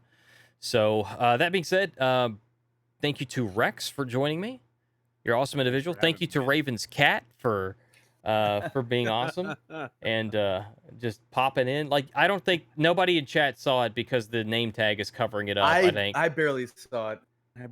Yeah, unless his tail like flickered above the thing. Like, my guys might see like a little black spot going across the way there above Raven's name tag. But Raven, thank you so much for being here. Please, when exactly again can we expect to see the tournament tomorrow, and where can we find it? We can expect to see the tournament on my channel, the Arena. Okay. You can just type in Twitch _Arena, and I'm sure you posted links in chat at some point, guys. I have seen those, and it's gonna be at 1 p.m. EST, and tomorrow will be North America. So it starts at 1 p.m. EST. If you want to get in the tournament, you have anywhere between now and then to register, and then when check-in starts at noon, check in. And of course, on Sunday there's also going to be the EU version of the tournament, which is all Europe. And you can also, of course, play in that one if you're in Europe. Just make sure you're actually in Europe. And the prize pool for each is not only 1.5 million steel. Yes. That's not just for both. That's for each. $50. Unless we see more donations, and that goes up. But as of now, $50 each plus 1.5 million steel. So I mean, all in all, it's not bad. It's a good Not bad at all. That's haul, pretty nice. And that's gonna be bragging rights. I think I think that's, it's not just bragging rights from winning, it's bragging rights from having that big delicious chunk of shiny steel. Ching. It's a lot of battle outfits. It's a lot of battle outfits, but I think that's something that we could potentially see in the competitive scene. People just like hoarding their steel. Literally just hoarding their steel. How much can we get? Like, what is, how much? That'd be awesome. That would be pretty interesting. If you ever watch one of Clutch's stream, if you just like look at his steel, it's just nuts. He just, it's crazy. The guy plays like every day. He has a ton of steel. It's ridiculous. Him and Heffenex, I just kind of sit there and watch the steel. It's just like, wow, that's a lot of steel. Like, you ever, sir, can you please spare some steel, sir? Yes. Please, sir, can I have some more steel, sir? Can I please? So, and Rex, I failed to do this the last time I think you were on the show, and I apologize to you for this. I know I did it offline, but I wanted to apologize to you in front of the world because I'm an asshole, then I'm a terrible host. Where and when can we find you live streaming, sir? Yeah, so I mean, it's a little bit rough for me right now because grad school is about ready to kick in again, and grad school does take a chunk of my time. So, but you will mainly find me on in the evenings. I am the Central Standard Time Zone of the U.S. So usually, roughly, it has been from like around 9-ish to midnight-ish, somewhere around there is usually when I'm live. Fantastic. And usually on the weekends and from kind of Wednesday on usually. Whenever the little bastards go to sleep, basically, that's what I'm getting from you. When Rex Jr. and Princess Rex are down to sleep, that's the optimal streaming time right there. I got you, brother. All right, man. Well, thank you very much for joining me, Rex. I really appreciate it. And Raven, thanks for having me. when can we usually see you normally streaming as well? Because I know that I know you do have you are on, and we want to know when we can find you. Give us the deets. The deeds. You can find me between 7 p.m. EST to 10 p.m. EST weekdays, and then on weekends, if I'm not hosting a tournament, it will be from 1 p.m. EST to whenever I decide to stop the stream. I go longer on weekends. That voice. But on here, feels good, man. Goodness gracious. ASMR. I got the tingles. I can't. I'm. Attention, everybody. Norgoz is now broken. Norgoz is officially broken. And the mix-up is complete. All right. Okay, guys. Thank you so much for being here again. Thank you, and huge shout-out to Mr. Kyle and Lolly Chul, our community spotlight for this week. So that's something we're going to be doing going forward. So again, if you would like me to take a look at somebody that maybe I don't already know about, or you think I don't know about, send me a DM on Twitter at Norgoz, Norgoz. It just popped up in chat. Twitter.com/Norgoz, Norgoz, not G0Z. The only reason it's that way on Twitch is because some person took the other one. Oof. All right, moving forward, though, thank you guys so much for that. Mr. Kyle, Lolicho, everything that you guys do for the community. You guys are fantastic content creators. You are awesome individuals. And I look forward to seeing you guys online. And I hope we hope to see you continue doing what you're doing. Again, congratulations to Lolicho on partnership today. Fantastic job. Well-deserved, well-earned. Thank you to the development team. Thank you to our audience for joining us. And thank you to the development team for continuing to do what you do. Because at the end of the day, yeah, it's their job to do X, Y, and Z things, but do they really have to? No, they could say, who gives a fuck, and they could stop doing their job, and they could tell us to go fuck ourselves, and they don't do that. So thank you for never... before stream. Pretty much. Thank you for not giving up on us. We appreciate you. All right, guys, that's all that we have for you today. We're going to be hosting another person that is within the For Honor community. In order for me to do that, I'm going to, I don't know, I'm just going to put my big fat face and big beard on the screen because I don't have an end slide for this show because I was that far behind on scheduling things. So if you guys would like to wave to the show, thank you very much. Night, guys. I appreciate you. Have a good one. And let's see, big face guys in 3, 2, there we go. All right, I'm gonna drop out of here. I'll be back in a second. Thank you, guys. All right, leaving the call. We're gonna pull up a streamer from the community, and if we have Mr. Kyle or Lolly on, that's who we're probably gonna be hosting. If not, we will find someone else. I should have had For Honor pulled up in the tab, and I thought that I did. We have several different people online that are from the community that I recognize. I don't see the individuals that I want, however. So, here's what we're doing. I typically will host people that I know personally, that I know provide good content. And every once in a while, we take a risk, and I still don't see them. The other night, we hosted Tony the Tiger, and I wanted to say that they are awesome individuals, but I don't see them either. So we're going to be hosting Light Boogie, who has been on the cast before, and I want to get him on the cast again if our schedules work out. He's still online. He's still doing the XP thing. He's got a tournament coming up next week as well for Honor Console. So, guys, go show him some love. He's an awesome individual. He's a great guy. We appreciate him. We appreciate you. I'll see you next week.